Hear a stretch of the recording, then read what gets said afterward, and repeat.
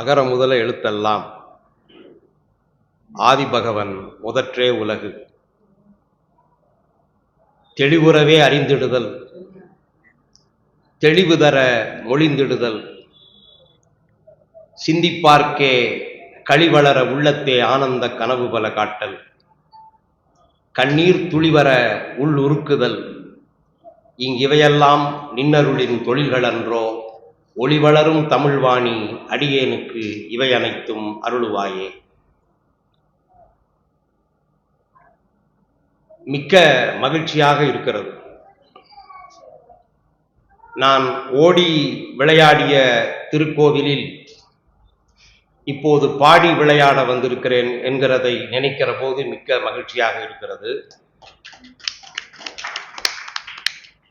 அன்பிற்சிறந்த பெரியோர்களே, ஆன்றோர் பெருமக்களே, தாய்மார்களே, எனது அன்பு தாயார் அவர்களே, உங்கள் அனைவரையும் இந்த சிறந்ததொரு மாலை பொழுதில் வணங்கி மகிழ்வதிலே நான் மட்டில்லாத மகிழ்ச்சி கொள்கிறேன்.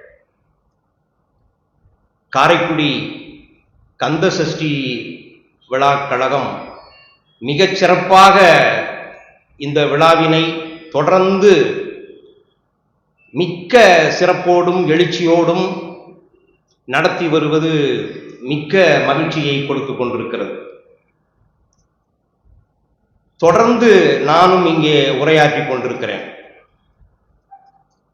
அதிலும் இந்த ஆண்டு ஒரு முழு சொற்பொழிவை கந்தர் அலங்கார பேரழகு என்று நான் பேச வேண்டும் என்று அன்பு அண்ணன் கந்தன் அருள் ராமநாதன் அவர்களை நான் வேண்டிக் கொண்டேன். அதை அவர்கள் ஏற்று எனக்கு இந்த சொற்பொழிவு வாய்ப்பினை நல்கி இருக்கிறார்கள். தலைவர் அவர்கள்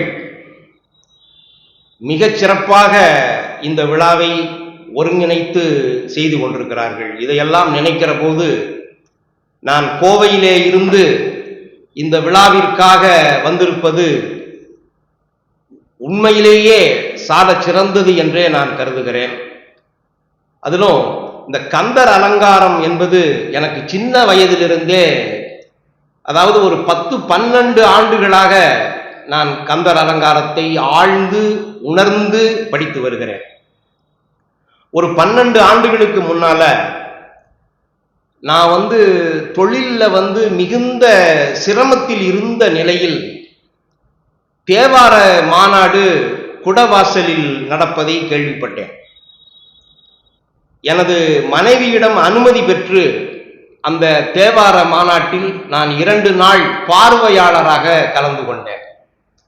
2வது நாள் மாலை அதை நடத்திய தயானந்த சரஸ்வதி சுவாமிகள் அவர்கள் பார்வையாளர்கள் வரிசையிலே இருந்து யாராவது தேவாரத்தை பற்றி பேசலாம் என்று கேட்டுக்கொண்டார்கள்.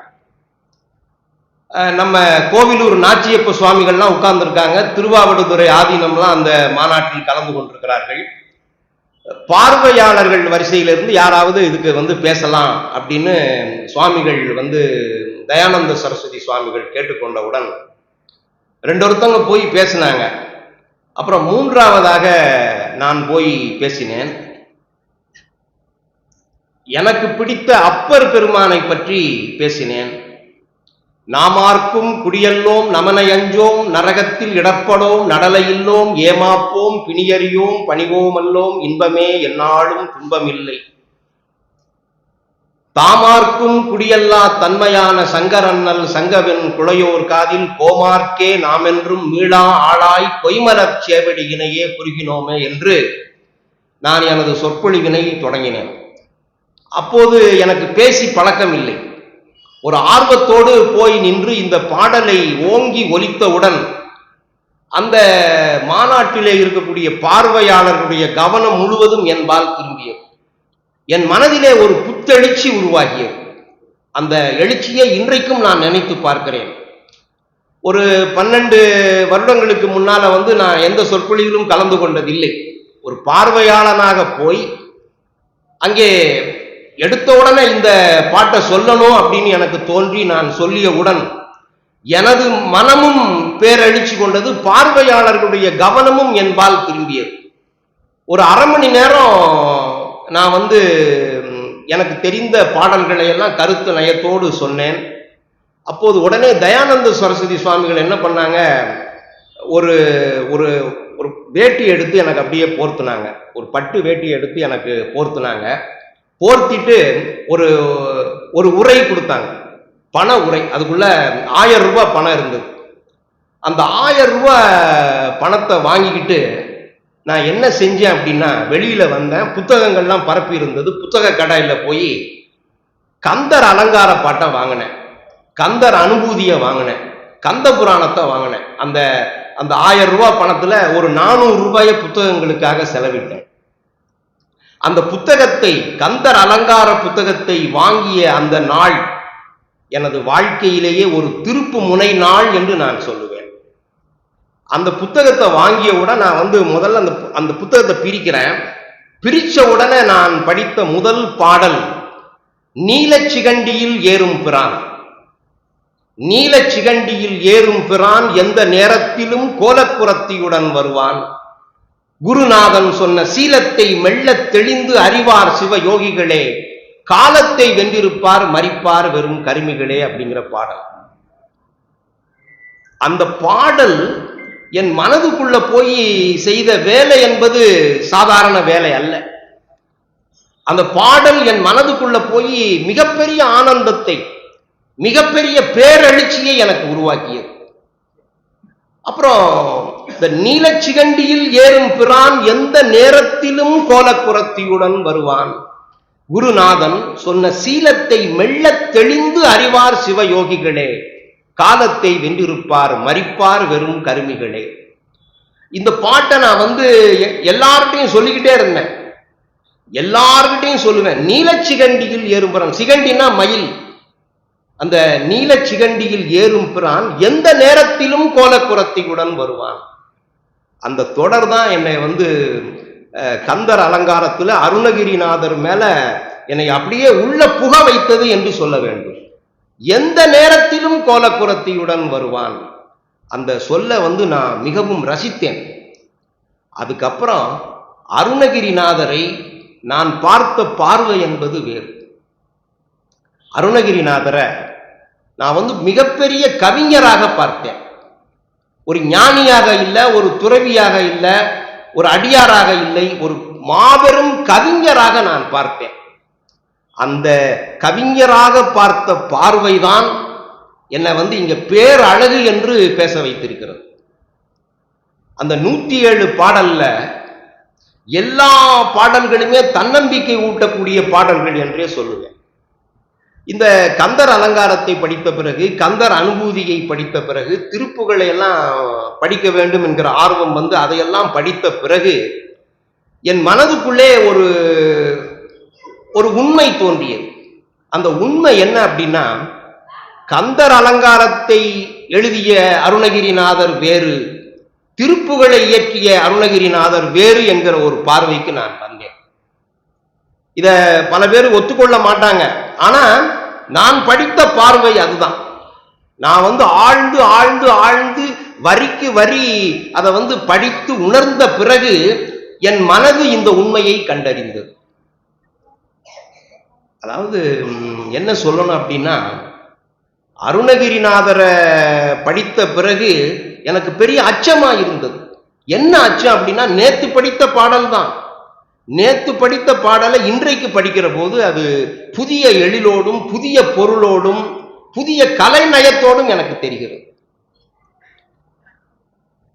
சிந்திக்கிறேன், நின்று சேவிக்கிறேன், தண்டை சிற்றடியை வந்திக்கிறேன், ஒன்றும் வாழ்த்துகிறேன், மயில் வாகனனை சந்திக்கிறேன், பொய்யை நிந்திக்கிறேன், உண்மை சாதிக்கிறேன், புந்தி கிளேசமும் காயா கிளேசமும் போக்குதற்கே.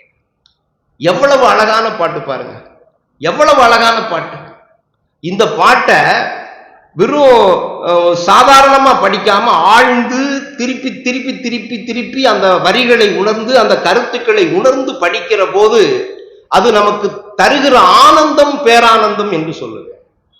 சிந்திக்கிறேன், நின்று சேவிக்கிறேன், தண்டை சிற்றடியை வந்திக்கிறேன். எவ்வளவு அழகா இருக்கு பாருங்க. தண்டை சிற்றடி அப்படிங்கிற போது அதை காட்சிப்படுத்தி பார்க்கிற போது எவ்வளவு அழகாக இருக்கிறது.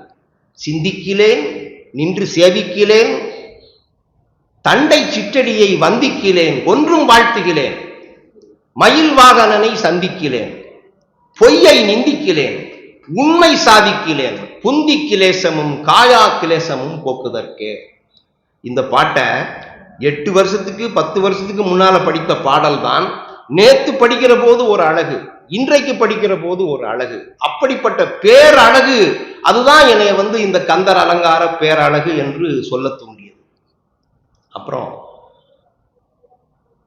இந்த ஒரு முறை கோயம்புத்தூர்ல என்னோடு படித்த நண்பன், என்னோடு வகுப்புல படித்த நண்பன் பக்கவாத நோயால் பாதிக்கப்பட்டு போய்விட்டார்.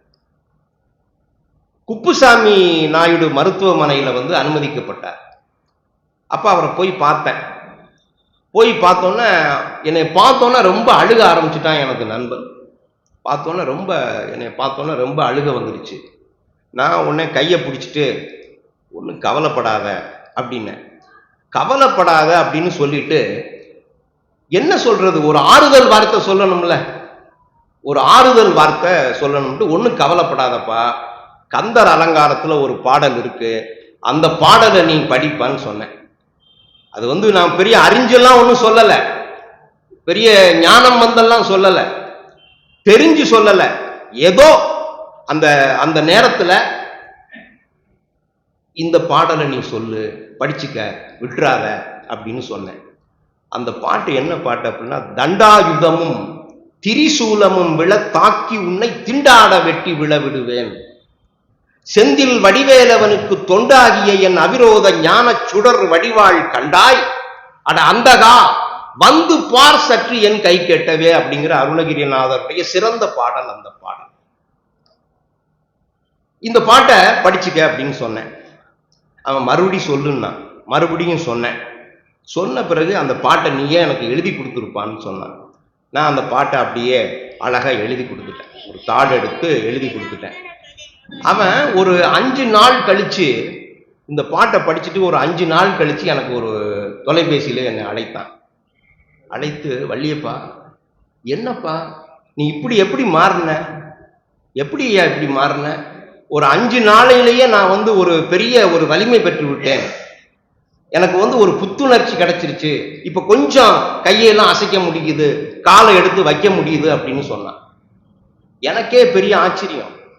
நான் ஒரு நினைச்சு தெரிஞ்செல்லாம் சொல்லல, ஒரு ஆறுதல் வார்த்தை சொல்லணுமே, போய் பார்க்கிறோம், ஒரு ஆறுதலா ஒன்றும் தைரியமா இருப்பா, கவலைப்படாத, எல்லாம் சரியாயிடும் அப்படின்னு ஒரு ஆறுதல் வார்த்தை சொல்லணும் அப்படிங்கிறதுக்காகத்தான் போய் அந்த பாட்டை சொன்னேன். ஆனா அந்த பாட்டை படித்ததனுடைய விளைவு, அவன் நல்லா உள்வாங்கி படிச்ச பிறகு ஒரு 5 நாள் கழிச்சு இப்படி சொன்னவுடன் எனக்கு ஒரு புதிய தெம்பு வந்துருச்சு. அப்புறம் நான் யாரை பார்க்க போனாலும் சரி, உடம்பு சரியில்லைன்னு சொல்லி யாரை பார்க்க போனாலும் இந்த பாட்டை படிங்க, இந்த பாட்டை படிங்க, இந்த பாட்டை படிங்கன்னு சொல்லிட்டு, இந்த படிச்சவங்க பூராமே இந்த பாட்டால் நாங்கள் நலம் பெற்றோம், நாங்கள் வளம் பெற்றோம் அப்படின்னு சொல்லத்தான் நான் கேள்விப்பட்டிருக்கேன். தண்டாயுதமும் திரிசூலமும் விழ தாக்கி உன்னை திண்டாட வெட்டி விழ விடுவேன். யாரை பார்த்து சொல்றாரு அருணகிரிநாதர்? யமனை பார்த்து சொல்றார். யமனை பார்த்து சொல்றார், தண்டாயுதமும் திரிசூலமும் விழ தாக்கி உன்னை திண்டாட வெட்டி விழ விடுவேன், செந்தில் வடிவேலவனுக்கு தொண்டாகிய என் அவிரோத ஞான சுடர் வடிவாள் கண்டாய், அட அந்தகா குருட்டு பயலே. யமனை பார்த்து சொல்றாரு, நீ குருட்டு பயடா, நான் யாரு? திருச்செந்தூரிலே எழுந்தருளி இருக்கக்கூடிய முருகப்பெருமானுடைய தொண்டன். நீ குருட்டு பய, நான் யாரு? திருச்செந்தூரிலே எழுந்தருளி இருக்கக்கூடிய முருகப்பெருமானுடைய தொண்டன். நான் வைத்திருப்பது ஞான சுடர் வடிவாள். என் கையில இருக்கிறது என்ன? என் கையில இருக்கிறது சாதாரணமான ஒன்று அல்ல, ஞான சுடர் வடிவாளை நான் கையிலே கொண்டிருக்கிறேன். நான் எதுக்கு உனக்கு பயப்படணும்? நான் எதுக்கு உனக்கு அச்சப்படணும்? உனக்கு தைரியம் இருந்தா என் கைக்கு எற்ற தூரத்துக்கு வந்து பாருடா அப்படின்னு யமனை பார்த்து அருணகிரிநாதர் பேசுகிறார்.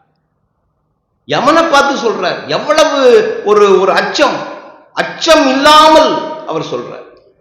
அச்சம் என்பதே கிடையாது. இந்த பாடலை படித்த பிறகு நமக்கு அச்சம் எல்லாம் நீங்கி போயிடும், பயம் என்பது நீங்கி போயிடும், நோய் நீங்கி போயிடும். இந்த பாட்டை நான் பல பேரிடம் சொல்லி அவர்கள் எல்லாருமே இந்த பாட்டு ரொம்ப சிறந்த பாடலாக இருக்கிறது, எங்களுக்கு எழுச்சி தருகிறது. அதாவது நான் என்ன சொல்லுவேன்னா, படுத்துக்கிட்டு இருக்கவங்க இந்த பாட்டை படிச்சாங்கன்னா கொஞ்சம் எந்திரிப்பாங்க, எந்திரிக்கிறவங்க அப்புறம் நடப்பாங்க, அப்புறம் கைவீசி நடப்பாங்க. அப்படி ஒரு கம்பீரத்தையும் வீரத்தையும் நமக்கு தரக்கூடிய பாடல் என்று இந்த பாடலை நான் சொல்லுவேன். அப்புறம் தொடர்ந்து கந்தர் அலங்காரத்தை நான் படிக்க ஆரம்பித்தேன். நிறைய நிறைய பாடல்களை படிக்க ஆரம்பித்தேன். தன்னம்பிக்கை ஊட்டக்கூடிய பாடல், எல்லா பாடல்களுமே தன்னம்பிக்கை ஊட்டக்கூடிய பாடல். ஒரு பாரதியாருடைய பாடலை படிச்சா நமக்கு அச்சமில்லை அச்சமில்லை அச்சம் என்பதில்லையே, உச்சி மீது வானிடுந்து வீழுகின்ற போதிலும் அச்சமில்லை அச்சம் என்பதில்லையேன்னு நமக்கு பாரதியாருடைய பாடலை படிக்கிற போது, அந்த ஒளி படைத்த கண்ணினாய் வா வா வா, உறுதி கொண்ட நெஞ்சினாய் வா வா வா, களி படைத்த மொழியினாய் வா வா வா, கடுமை கொண்ட தோழினாய் வா வா வா அப்படின்னு அந்த பாரதியாருடைய பாடல்களை எல்லாம் படிக்கிற போது நமக்கு எப்படிப்பட்ட ஒரு உற்சாகம் வருகிறதோ அப்படிப்பட்ட உற்சாகம் அருணகிரிநாதருடைய கந்தர் அலங்காரத்தை படிக்கிற போது நமக்கு வரும். இப்ப நாள் என் செய்யும், வினைதான் என் செய்யும், என்னை நாடி வந்த கோள் என் செய்யும், கொடுங்கூற்றென் செய்யும், குமரேசர் இரு தாளும் சிலம்பும் சதங்கையும் தண்டையும் சண்முகமும் தோளும் கடம்பும் எனக்கு முன்னே தோன்றிடினேன். நம்ம தினசரி வழிபாட்டு பாடல்கள்ல இந்த பாடலை நம்ம வைத்துக் கொள்ள வேண்டும். கந்தர் அலங்கார பாடல்களிலேயே மிகச்சிறந்த பாடல் என்று நான் இந்த பாடலை சொல்லுவேன். நாள் என் செய்யும், வினைதான் என் செய்யும், என்னை நாடி வந்த கோள் என் செய்யும், கொடுங்கூற்றென் செய்யும், குமரேசர் இரு தாளும் சிலம்பும் சதங்கையும் தண்டையும் சண்முகமும் தோளும் கடம்பும் எனக்கு முன்னே தோன்றிடினேன். உண்மையிலேயே சொல்லுகிறேன், இந்த பாடலை படித்த பிறகு நான் உண்மையிலேயே எழுச்சி கொண்டிருக்கிறேன். இந்த பாடலை படித்த பிறகு நான் குனிந்தே நடப்பதில்லை. இந்த பாடலை படித்த பிறகு நான் எப்போதுமே நிமிர்ந்துதான் நடப்பேன். எனக்குன்னு ஒரு கர்வம், எனக்குன்னு ஒரு திமிரு உண்டாயிரும். ஏன்னா முருகப்பெருமானுடைய ஒரு பேராதரவு, அவருடைய பெருங்கருணை, அவருடைய பெரு அருள் வெள்ளம் நமக்கு இருக்கிற போது நமக்கு என்ன அச்சம்?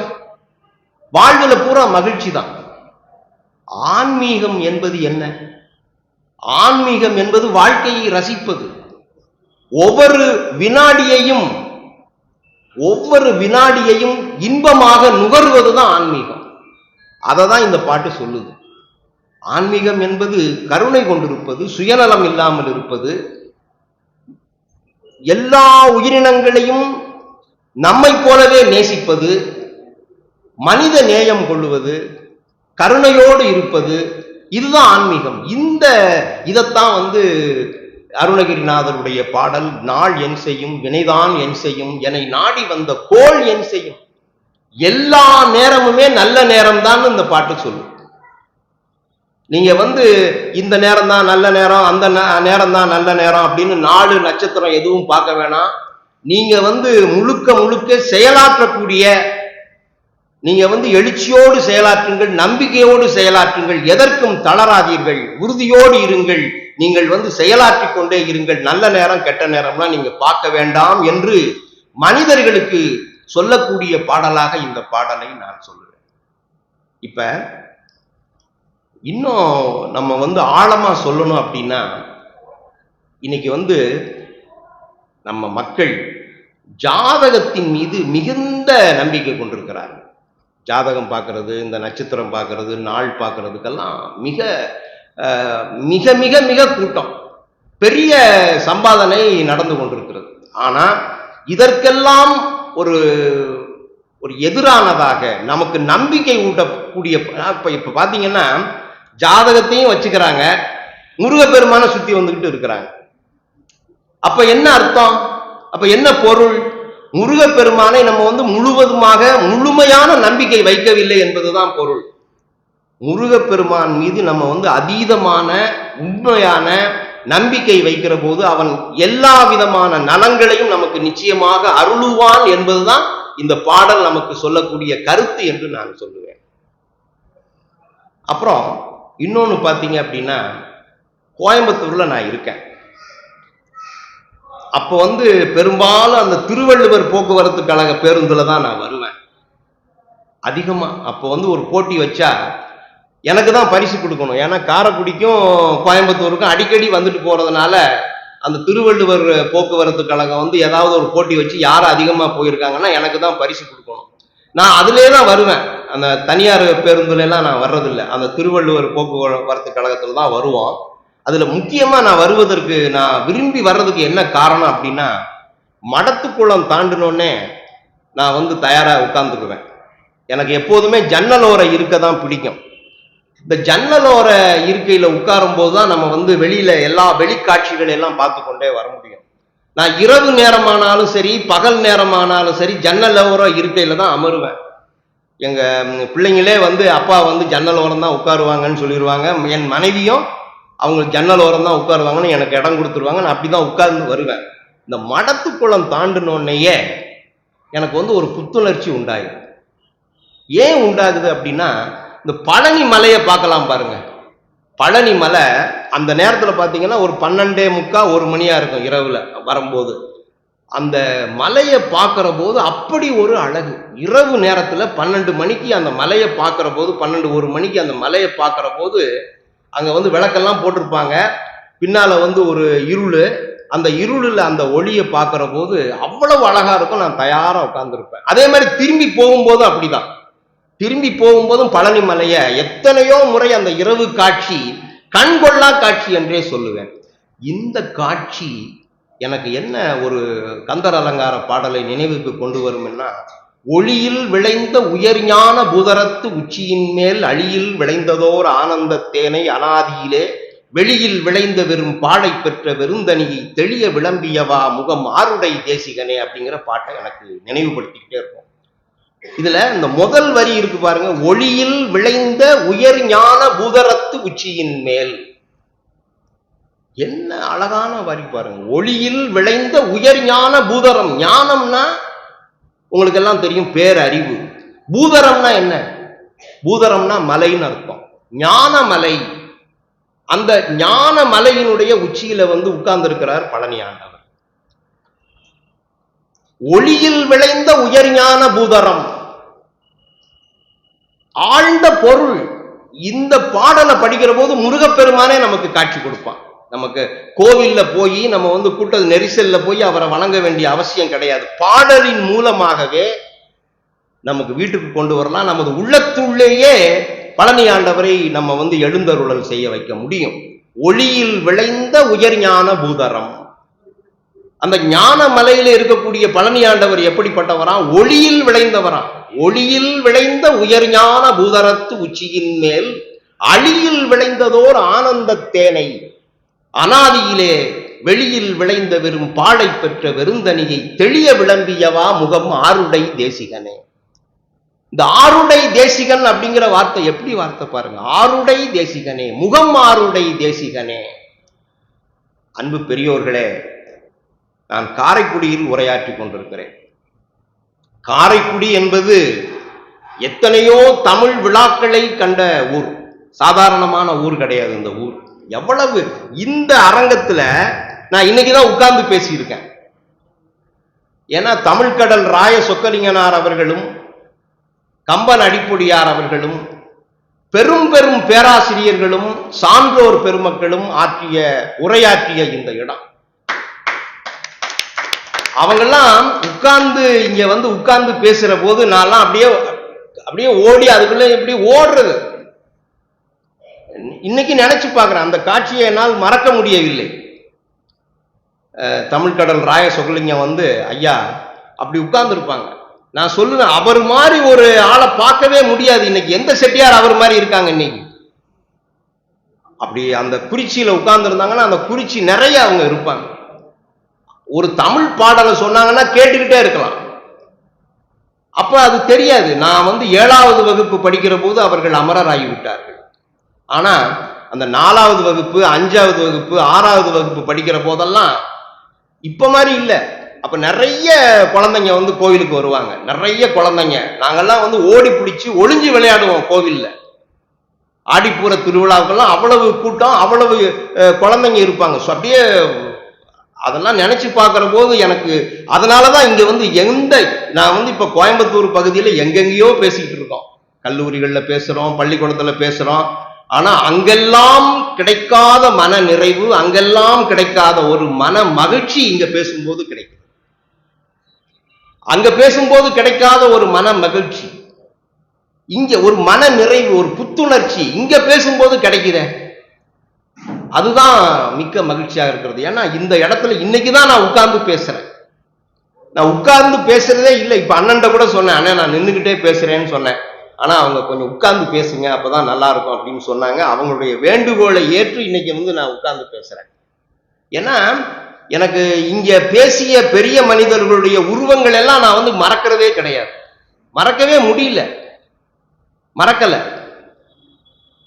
அப்பேற்பட்ட உரைகளை எல்லாம் நான் வந்து கேட்டிருக்கேன். இங்க பக்கத்துல இந்து மதாபிமான சங்கம் இருக்கு. இந்த இந்து மதாபிமான சங்கத்துக்கு மகாகவி பாரதி வந்திருக்கிறார். மகாகவி பாரதி வந்து மிகச்சிறந்த பாடலை இங்க கொடுத்திருக்கார். ஏன்னா அவங்களுக்கு செய்தி தெரியணும், தெரிஞ்சிருந்தாலும் மீண்டும் அதை உங்களுக்கு நினைவுபடுத்த நான் விரும்புகிறேன். இங்க பாடிய பாடல் என்பது சாதாரணமான பாடல் அல்ல, மிகச்சிறந்த பாடல்.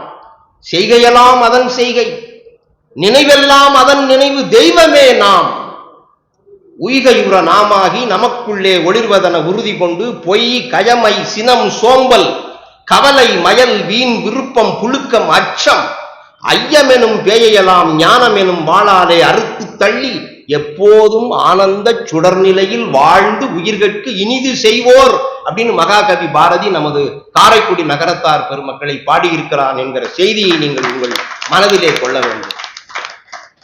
செய்கையெல்லாம் அதன் செய்கை, நினைவெல்லாம் அதன் நினைவு, தெய்வமே நாம், தெய்வமே நாம் உய்கையுற நாமாகி நமக்குள்ளே ஒளிர்வதன உறுதி கொண்டு பொய் கயமை சினம் சோம்பல் கவலை மயல் வீண் விருப்பம் குழுக்கம் அச்சம் ஐயமெனும் பேயெல்லாம் ஞானமெனும் வாளாலே அறுத்து தள்ளி எப்போதும் ஆனந்த சுடர்நிலையில் வாழ்ந்து உயிர்கட்கு இனிது செய்வோர். இதை காட்டிலும் நகரத்தார் பெருமக்களை, நம்ம ஊர் பெருமக்களை கொண்டாட முடியுமா? பாரதி கொண்டாடி இருக்கிறான். பாரதி கொண்டாடி இருக்கிறான் என்றால் எவ்வளவு பெரிய சிறப்பு பாருங்க, எவ்வளவு பெரிய இலக்கியம், பேர் இலக்கியம் என்று இந்த இலக்கியத்தை சொல்லுவேன். நான் செல்லும் இடங்களில் எல்லாம் இந்த பாடலை சொல்லிக்கொண்டே இருக்கிறேன். ஏன்னா எனக்கு ஒரு சுயநலம் உண்டு, சொல்ல சொல்ல எனக்கு ஆனந்தம் கிடைக்கிறது, கேட்பவர்களுக்கு கிடைக்கிறதோ என்னவோ, அதை சொல்லுகிற போதெல்லாம் எனக்கு ஆனந்தம் கிடைப்பதால் நான் சொல்லிக்கொண்டே இருக்கிறேன். அப்படித்தான் கந்தர் அலங்காரம். கந்தர் அலங்கார பாடல்களை முருக அன்பர்கள், முருகனை வழிபடுபவர்கள் எல்லாம் வீட்டில் வச்சுக்கணும். கிறிஸ்தவர்களுக்கு எப்படி பைபிளோ, இஸ்லாமியர்களுக்கு எப்படி திருக்குரானோ, சீக்கியர்களுக்கு எப்படி குரு கிரந்த சாகிபோ, சைவர்களுக்கு எப்படி திருவாசகம் தேவாரமோ, வைணவர்களுக்கு எப்படி 4000 திவ்ய பிரபந்தமோ, தமிழ் அன்பர்களுக்கெல்லாம் எப்படி திருக்குறளோ, அதுபோல முருக வழிபாடு செய்பவர்கள் வீட்டிலே அருணகிரிநாதருடைய கந்தர் அலங்காரத்தையும் கந்தர் அனுபூதியையும் கந்த புராணத்தையும் திருப்புகளையும் வைத்துக் கொள்ள வேண்டும். தினசரி வழிபாட்டு பாடலாக நீங்கள் வந்து கந்தர் அலங்காரத்தை கொள்ள வேண்டும். இந்த கந்தர் அலங்காரத்தை வந்து நான் செல்லும் இடங்களிலெல்லாம் சொல்லிக்கொண்டே இருக்கிறேன். படிக்கின்றிலை பழனி திருநாமம், படிக்கின்றிலை பழனி திருநாமம், படிப்பவர் தாள் முடிக்கின்றிலை முருகா என்கிலை முசியாமலிட்டு மிடிக்கின்றிலை பரமானந்தம் மேயவே விம்மி விம்மி நடிக்கின்றிலை நெஞ்சமே தஞ்சமேது நமக்கினியே. அன்பு பெரியோர்களே, இந்த பாடலை நீங்க வந்து வெறும் சாதாரணமாக போற போக்கில் படிக்க கூடாது. இதை படிக்கிறதுக்குன்னு ஒரு முறை இருக்கிறது. நான் எப்போதுமே பல இடங்கள்ல சொல்லியிருக்கேன். நம்ம அருணகிரிநாத பெருமான் வந்து கந்தர் அலங்காரம், கந்த புராணம், கந்தர் அலங்காரம், கந்தர் அனுபூதி, திருப்புகழ் இதையெல்லாம் காட்டிலும் ஒன்றை தந்திருக்கிறார் என்றார், கிருபானந்த வாரியாரை நமக்கு தந்திருக்கிறார்.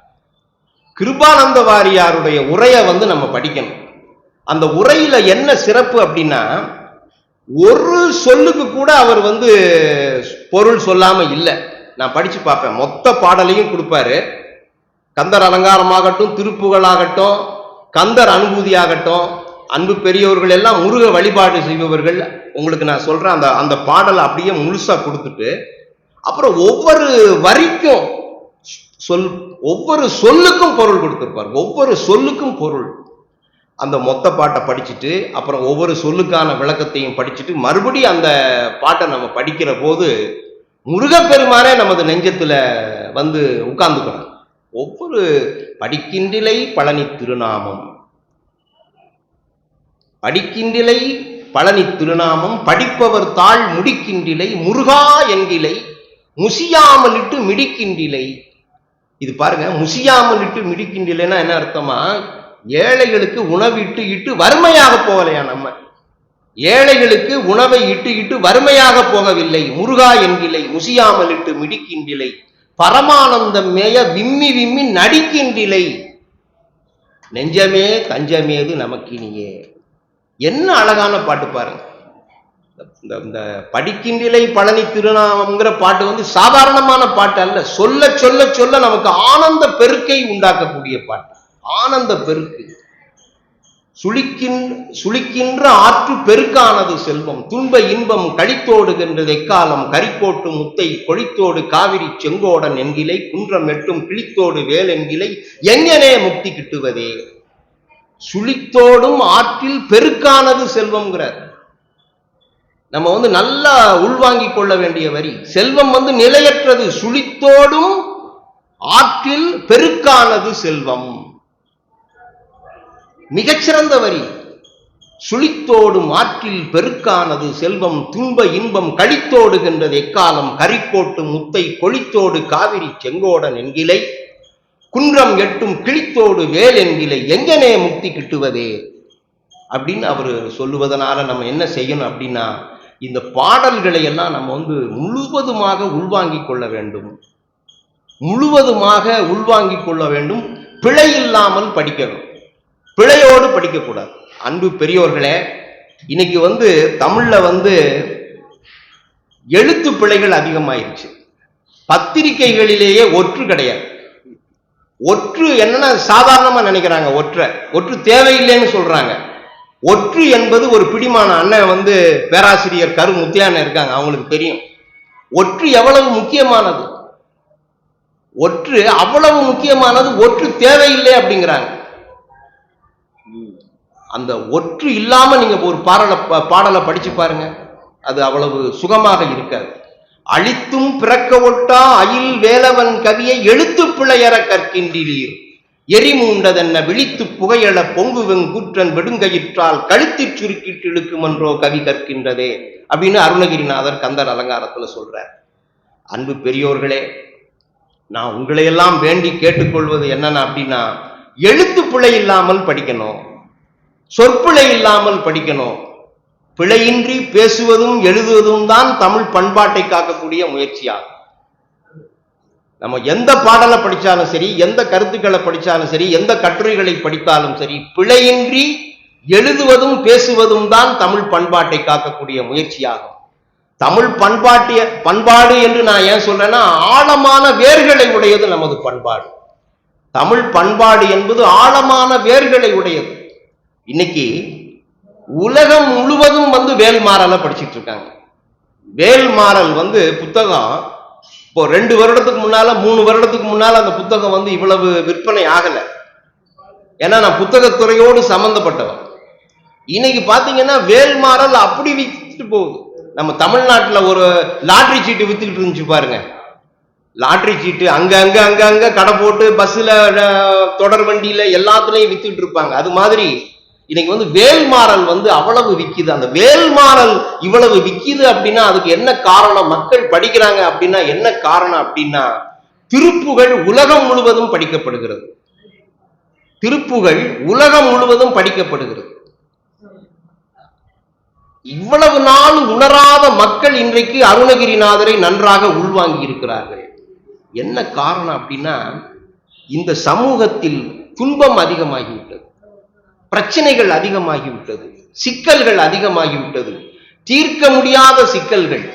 மருத்துவராலேயே குணப்படுத்த முடியாத நோய்கள், இந்த மருத்துவரால் குணப்படுத்த முடியாத நோய்கள், மனோதத்துவ இயலாளர்களால் தீர்க்க முடியாத மனச்சிக்கல்களை எல்லாம் எது அவிழ்க்கும் என்றால் நம்முடைய தேவார திருவாசகமும் திருப்புகளும் நீக்கும் என்று நான் சொல்லுவேன். இப்ப மன அழுத்தத்துல பாதிக்கப்பட்டிருக்காங்க. மன அழுத்தத்துக்கு பாதிக்கப்பட்டவங்க மருத்துவர்கிட்ட போய் எவ்வளவு மன அழுத்தம் இருக்கு அப்படின்னு சொல்லி எடுத்துடுறாங்க, கணக்கு எடுத்துடுறாங்க.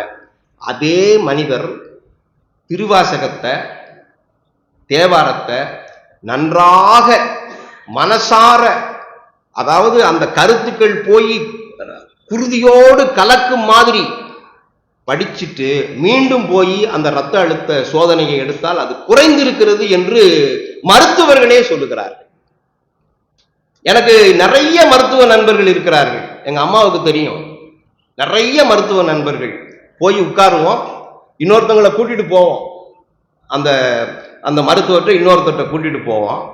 மருத்துவர் வந்து அவங்களுக்கு பார்ப்பாரு. பார்த்து முடிச்சுட்டு, ஐயா வெளியில நிறைய கூட்டம் இருக்குய்யா, வெளியில நிறைய பேர் காத்திருக்காங்க அப்படின்னு சொல்லுவேன்.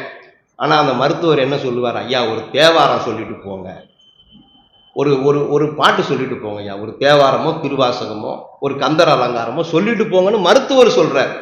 ஏன்னா அவங்களுக்கு தெரியுது நம்மிடம் என்ன விதமான ஒரு விஷயம் இருக்கு அப்படின்னு மருத்துவர்களுக்கு தெரியுது. அதை நம்ம வந்து பயன்படுத்தும்.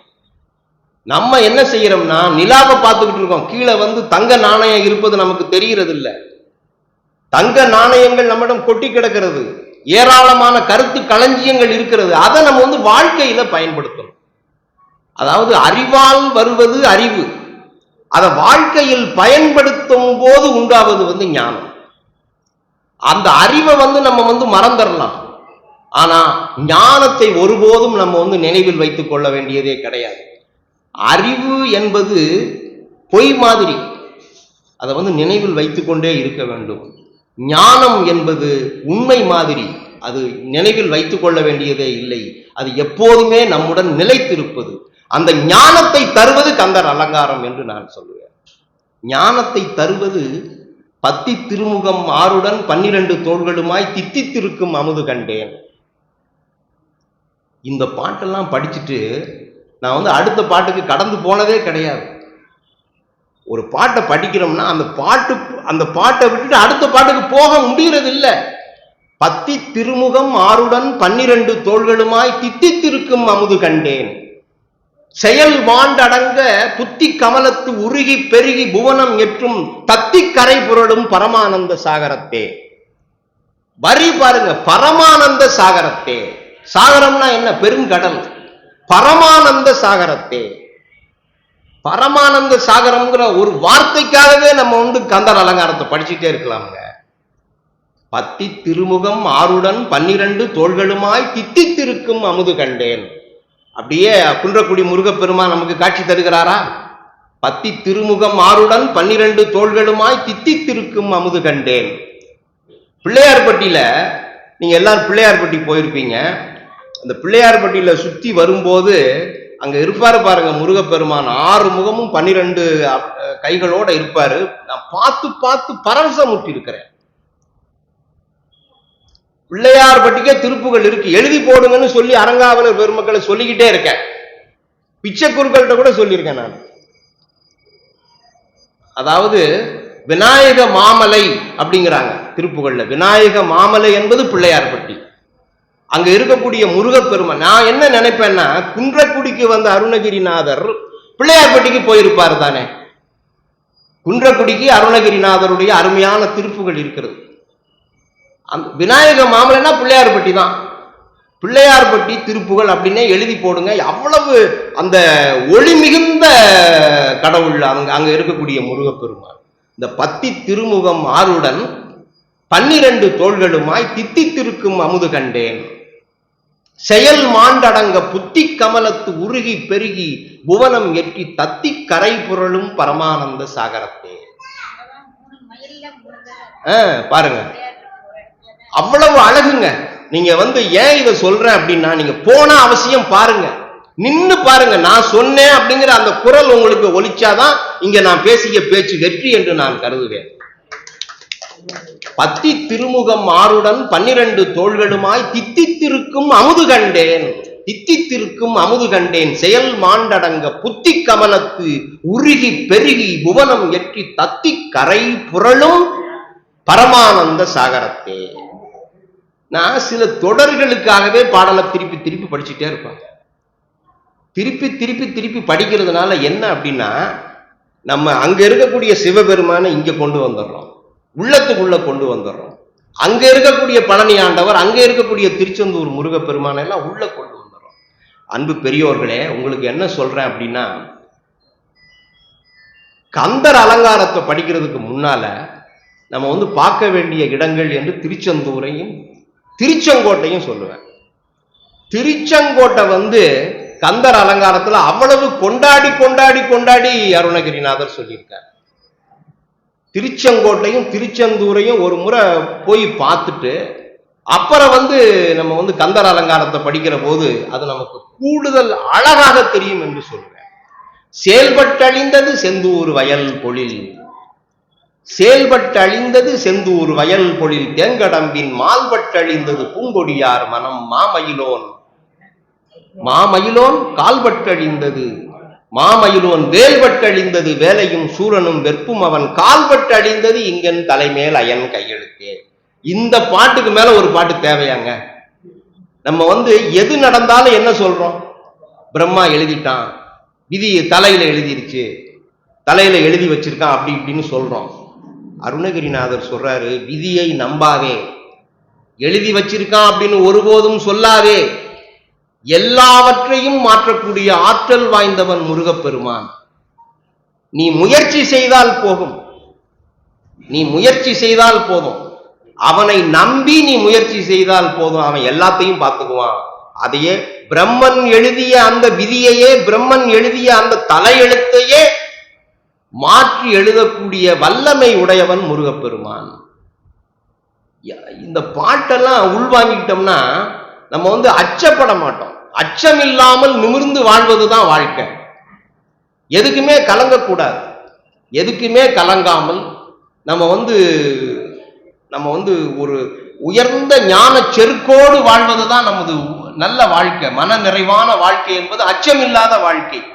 பயமெனும் பேய்தனை அடித்தோம், பொய்மை பாம்பை பிளந்துயிரை குடித்தோம், வியனுலக அனைத்தையும் அமுதன நுகரும் வேத வாழ்வினை கைப்பிடித்தோம்னு பாரதி சொல்லுவார். எப்படி பாட்டு பாருங்க. பயமெனும் பேய்தனை அடித்தோம், பொய்மை பாம்பை பிளந்து உயிரை குடித்தோம், வியனுலக அனைத்தையும் அமுதன நுகரும் வேத வாழ்வினை கைப்பிடித்தோம். வியனுலக அனைத்தையும் அமுதன நுகரும் வேத வாழ்வினை நம்ம கை கொண்டுட்டோம்னா, அதையே நமது நெறியாக கொண்டு வாழ்ந்தோம்னா நம்ம எதுக்காக பயப்படணும்? எதுக்காக பயப்படணும்? நம்ம முருகன் இருக்கிறான், சிவன் இருக்கான், அப்படி இப்படின்னு சொல்லிட்டு பயந்து பயந்து வாழ்ந்துட்டு இருக்கோம், பயந்து பயந்து வாழ்ந்துட்டு இருக்கோம். ஆன்மீகம் என்பது எப்படின்னா, நமது மனதுக்குள்ள இருக்கக்கூடிய அச்சங்களை நீக்கணும். நமது மனதுக்குள்ள இருக்கக்கூடிய அச்சம், நமது மனதுக்குள்ள இருக்கக்கூடிய துயரம், துன்பம் எல்லாவற்றையும் நீக்கினால்தான் நம்ம ஆன்மீக வாழ்க்கையில வெற்றி பெற்று இருக்கிறோம் என்று பொருள். அச்சப்படக்கூடாது, துன்பப்படக்கூடாது, துயரப்படக்கூடாது. இதையெல்லாம் நீக்கி தோளை வலிவுடையதாக்கி அறிவாளை கொண்டு பிளந்தாலும் கட்டுமாறா உடல் உறுதி தந்து சுடர் நாளை கண்டதோர் மலர் போல் ஒளி நன்னி திகழு முகம் தந்து மதவேளை வெல்லுமுறை கூறி தவமேன்மை கொடுத்தருள வேண்டும்னு பாரதி பாடியிருக்கான். தோளை வலிவுடையதாக்கி உடற்சோர்வும் பிணி பலவும் போக்கி அறிவாடை கொண்டு பிளந்தாலும் கட்டுமாறா உடல் உறுதி. நல்லா பாருங்க, நம்ம அறிவாளை கொண்டு பிளந்தாலும் கட்டுமாறா உடல் உறுதி தந்து சுடர் நாளை கண்டதோர் மலர் போல் ஒளி நன்னி திகழு முகம் தந்து மதவேளை வெல்லுமுறை கூறி தவமேன்மை கொடுத்தருள வேண்டும். இப்ப பாரதி இப்படிலாம் பாடியிருக்காரு, இவ்வளவு சிறப்பா, இவ்வளவு மகிழ்ச்சியா இப்படிலாம் பாடியிருக்காரு. இந்த பாடல்களுக்கான கருப்பொருளை அவர் எங்கே இருந்து எடுத்துக்கொண்டார் என்றால், எனது முடிவு கந்தர் அலங்காரத்திலே இருந்து எடுத்துக்கொண்டிருப்பார் என்பதுதான். நான் அப்படிதான் நினைக்கிறேன். பாரதி தனக்கான பாடு பொருளை கந்தர் அலங்காரத்திலிருந்து எடுத்துக்கொண்டிருப்பார் என்பதுதான் எனது தீராத நம்பிக்கை. அப்படிதான் நான் நினைக்கிறேன். ஏன்னா நம்ம வந்து பாரதியை படிக்கிறோம், பாரதிதாசனை படிக்கிறோம், கம்பனை படிக்கிறோம், எல்லாத்தையும் படிக்கிறோம். படிக்கும் போது நமக்குன்னு ஒரு எண்ணம் உண்டாகுது, நமக்குன்னு ஒரு ஆராய்ச்சி முடிவு உண்டாகுது. அப்படி பார்க்கிற போது கந்தர் அலங்காரத்தின் மூலமாகத்தான் பாரதி இந்த கருத்துக்களை எல்லாம் எடுத்துக்கொண்டிருப்பான் என்பது எனது நம்பிக்கை. அப்படி நமக்கு வந்து வாழ்நாளெல்லாம் வந்து தரக்கூடிய விஷயங்கள் வந்து கந்தர் அலங்காரத்தில் இருக்கு. அன்பு பெரியோர்களே, உங்களோடு சில விஷயங்களை நான் பகிர்ந்து கொள்ள விரும்புகிறேன். கோயம்புத்தூர்ல காந்திபுரத்துல வந்து ஒரு பழைய புத்தக வியாபாரி இருந்தார். அவர்கிட்ட போய் நான் வந்து புத்தகங்களை வாங்குவேன். நிறைய வாங்குறதுனால அவர் நமக்கு நீடித்த கால நண்பர் ஆயிட்டார். எப்போதும் போய் அவர்கிட்ட வாங்குவேன். ஒரு 10 புத்தகம் 15 புத்தகம் வாங்கினோன்னா அவர் வந்து அதுக்கான விலையை சொல்லுவார், கொடுப்போம். அப்படியே ஒரு 10-12 ஆண்டு காலம் அவருக்கும் எனக்கும் உறவு. ஆனா ஒருபோதும் அவர் என் வீட்டுக்கு வந்ததில்லை. அவர் வீட்டுக்கு என்னை அழைச்சதில்லை. ஆனா நல்ல உறவு. எங்க வீட்டுல வந்து கல்யாண நாள், பிறந்த நாளுன்னா கல்கண்டு வடை போடுவாங்க. அந்த கல்கண்டு வடையை கொண்டு போய் அவருக்கு நான் கொடுத்துருக்கேன். நம்ம வீட்டுல செய்யக்கூடிய வெள்ளப்பணியாரத்தையும் அவருக்கு கொண்டு போய் கொடுத்துருக்கேன். அப்படி நெருக்கமான நண்பராக இருந்தார். 10-12 ஆண்டு காலம் அவரோடு எனக்கு பழக்கம். கோயம்புத்தூர் காந்திபுரத்துல இருந்தார். அப்ப ஒரு முறை என்ன சொன்னாரு, கொஞ்சம் சிக்கலுங்க ஐயா அப்படின்னாரு. என்ன சிக்கல் அப்படின்னா, கொஞ்சம் எல்லாம் அந்த பள்ளி கட்டணம்லாம் பிள்ளைங்களுக்கு கட்ட வேண்டியிருக்கு, கொஞ்சம் சிக்கலா இருக்கு அப்படின்னு சொல்லும்போது ஒரு 5000 ரூபாய் அவருக்கு பணம் கொடுத்தேன். நானே கஷ்டப்படுறவன் தான். புத்தகம் அப்படிங்கிற போது அந்த கஷ்டம் வந்து ஒரு பொருட்டா தெரியல. அந்த புத்தகத்தின் மீது கொண்ட காதல் அந்த பணத்தை கொடுக்க வைத்தது. 5000 அவருக்கு நான் கொடுத்துட்டேன். கொடுத்துட்டு ஒரு 2 மாதம் ஆயிடுச்சு, 3 மாதம் ஆயிடுச்சு. 4வது மாதம் போகிற போது அவரு புத்தக கடை அங்க இல்லை, புத்தக கடை போடலை. அவருக்கு அவருடைய அலைபேசியில வந்து போன் அடிச்சு பார்க்குறேன், அதுவும் அவர் எடுக்கல. சரி அப்படின்னு சொல்லி விட்டுட்டேன். அப்புறம் ஒரு 2 வருடம் கழிச்சு அவரு எப்படியோ தெரிஞ்சு என் வீட்டுக்கு வந்துட்டார். கதவை தட்டுறாரு. அந்த பழைய புத்தக வியாபாரி நிற்கிறார். கதவை திறக்கிறேன், அவர் நிற்கிறார். எனக்கு வாங்க உள்ள வாங்க அப்படின்னு. எப்படி, நான் கேட்டு தெரிஞ்சுக்கிட்டு தாங்க உங்க வீட்டுக்கு வந்தேன் அப்படின்னாரு. வந்துட்டு அவரு கிருபானந்த வாரியாருடைய திருப்புகள் 6 புத்தகத்தை எனக்கு கொடுத்தார். 6 புத்தகம். அது போக சில நான் என்னென்ன நாவல் படிக்கிறேனோ அந்த நாவல்லாம் கொடுத்தாரு, ஆங்கில நாவல்லாம் கொடுத்தாரு. எல்லாத்தையும் வாங்கிட்டு அவர் சொன்னாரு, உங்க 5000 ரூபாய் பணத்தை நான் வந்து விரைவில் தந்துடுறேங்க, ஆனா இது வந்து வட்டி தாங்க, இப்ப நான் கொடுத்துருக்கிறது வட்டி தாங்கன்னு சொன்னார். அவர் அந்த 6 புத்தகத்தை எனக்கு கொடுத்த புத்தகம் 6மே வந்து கிருபானந்த வாரியாருடைய திருப்புகள் புத்தகம். அப்படியே எனக்கு மனதில் என்ன சொல்றதுன்னே தெரியல. பேரானந்தம், எனக்கு பேரானந்தம். நான் வந்து எண்ணி பார்த்து கொண்டிருந்தேன். எனக்கு வந்து அவர் வந்து திருப்புகளை வந்து கொடுத்த உடனே எனக்கு அவ்வளவு பெரிய மகிழ்ச்சி. அப்புறம் அவரை உட்கார வச்சு, கஷ்டப்படாதீங்க எல்லாம் நீங்கிரும் அப்படின்னு சொன்னேன். அப்படிப்பட்ட ஒரு மன மகிழ்ச்சியோடு அந்த திருப்புகளை அவர் எனக்கு கொடுத்தார்.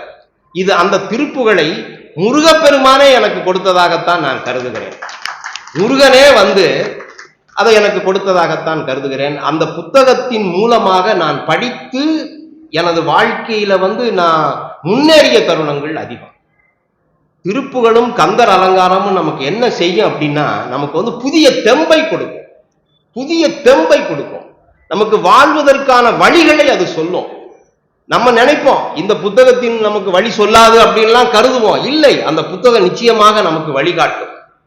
இன்னைக்கு நான் வந்து எத்தனையோ பேரிடம் சொல்லிட்டேன், இதை நீங்க படிங்க, இதை படிங்க. என்ன படிக்கிறதுன்னு கேட்கறதுக்கே எனக்கு நிறைய பேர் இருக்காங்க. அது மாதிரி இதை படிங்கன்னு சொல்லுவேன். கோயம்புத்தூர்ல இருந்து என்னோட நண்பர் வந்திருக்கிறார், அவருக்கு எல்லாமே தெரியும். இதை படிங்கன்னு சொல்லுவோம். சொல்லும் போது அவர்கள் நீங்க சொல்லி நாங்க இதை படிச்சோங்க அப்படின்னு சொல்லும் போது நமக்கு மன மகிழ்ச்சியாக இருக்கும். அந்த திருப்புகளை நான் இன்றைக்கும் பாதுகாத்து கொண்டிருக்கிறேன். எனது அந்த 6 திருப்புகளும் அற்புதமான. உங்களுக்கு ஒண்ணு சொல்றேன், திருப்புகள் புத்தகத்தை நீங்க பரிசு கொடுங்க. யாருக்கு கொடுத்தாலும் சரி, ஒரு கல்யாண வீட்டுக்கு போனாலும் திருப்புகளை கொடுக்கலாம், ஒரு பிறந்த நாளுக்குனாலும் புதுமனை புகழாக்குனாலும் கிருபானந்த வாரியாருடைய திருப்புகளை நீங்க பரிசு கொடுக்கலாம். அதுல என்ன ஒரு மகிழ்ச்சி அப்படின்னா, எல்லா விதமான முருகனுடைய திருத்தலங்களுடைய பெயரும் வந்துடுது. அருணகிரிநாதர் எங்கெல்லாம் போய் பாடினாரோ அந்த திருப்புகளுடைய பேர் பூரா அதுல வந்துடுது. அப்புறம் எல்லாத்துக்கும் அருமையான பொருள், ஏராளமான பொருள் அதுல வந்துடுது. நான் உங்களுக்கு ஒண்ணு சொல்றேன், நடை இருக்கு பாருங்க, நடக்கிறோம் பாருங்க, அந்த நடப்பதை பெரிய அளவுல போற்றிய பெருமக்கள் என்று நான் 6 பேரை சொல்லுவேன். நடப்பதனுடைய சிறப்பை, நடையினுடைய சிறப்பை நமக்கு போற்றியவர்கள், நம்ம கொண்டாடியவர்கள் என்று யாரை சொல்லலாம்னா திருஞான சம்பந்தரை சொல்லலாம். அவர் பாடி பாடி பாடி எல்லா கோவில்களுக்கும் போனார். திருநாவுக்கரசரை சொல்லலாம், சுந்தரமூர்த்தியின் நாயனாரை சொல்லலாம், மாணிக்க வாசகரை சொல்லலாம். இந்த 4வரும் எல்லா ஊர்களுக்கும் நடந்தே போய் போய் பாடினாங்க. அதே மாதிரி பட்டினத்தாரை சொல்லலாம். அதற்கு அடுத்தபடியாக யாரை சொல்லலாம்னா அருணகிரிநாதரை சொல்லலாம். அருணகிரிநாதர் ஏராளமான கோவில்களுக்கெல்லாம் போய் பாடியிருக்கார். நம்ம பகுதியில் பார்த்தீங்கன்னா குன்றக்குடிக்கு வந்திருக்கார், பிள்ளையார்பட்டிக்கு வந்திருக்கிறார். கொங்கு பகுதியில் ஏராளமான கோவில்களுக்கு போயிருக்கார், திருச்செங்கோட்டுக்கு போயிருக்கார், திருச்செந்தூருக்கு போயிருக்கார், எல்லா ஆறுபடை வீடுகளுக்கும் போயிருக்கார். ஏராளமான கோவில்களுக்கு நமது அருணகிரிநாதர் போய் பாடியிருக்கிறார். அந்த கோவில்களை எல்லாம் நம்ம போய் பார்க்க வேண்டும் என்கிற எண்ணத்தை நமக்கு திருப்புகழ் நூல் நமக்கு உண்டாகும். ஒவ்வொரு கோவிலையும் பார்க்கிற போது நமக்கு எவ்வளவு மகிழ்ச்சியாக இருக்கிறது. இப்ப பேரூருக்கு அருணகிரிநாதர் பாடியிருக்கார். பேரூர்ல பேரூர் திருப்புகள் அப்படின்னு இருக்கு. ஒவ்வொரு கோவிலுக்கும் அவர் போய் பாடியிருக்கார். நடை என்னன்னா அது ஒரு தியானம். நடப்பது என்பது ஒரு விழிப்பு உணர்வினுடைய அடையாளம் என்று நான் சொல்லுவேன். விழிப்பு உணர்வினுடைய அடையாளம் என்பது நடப்பது.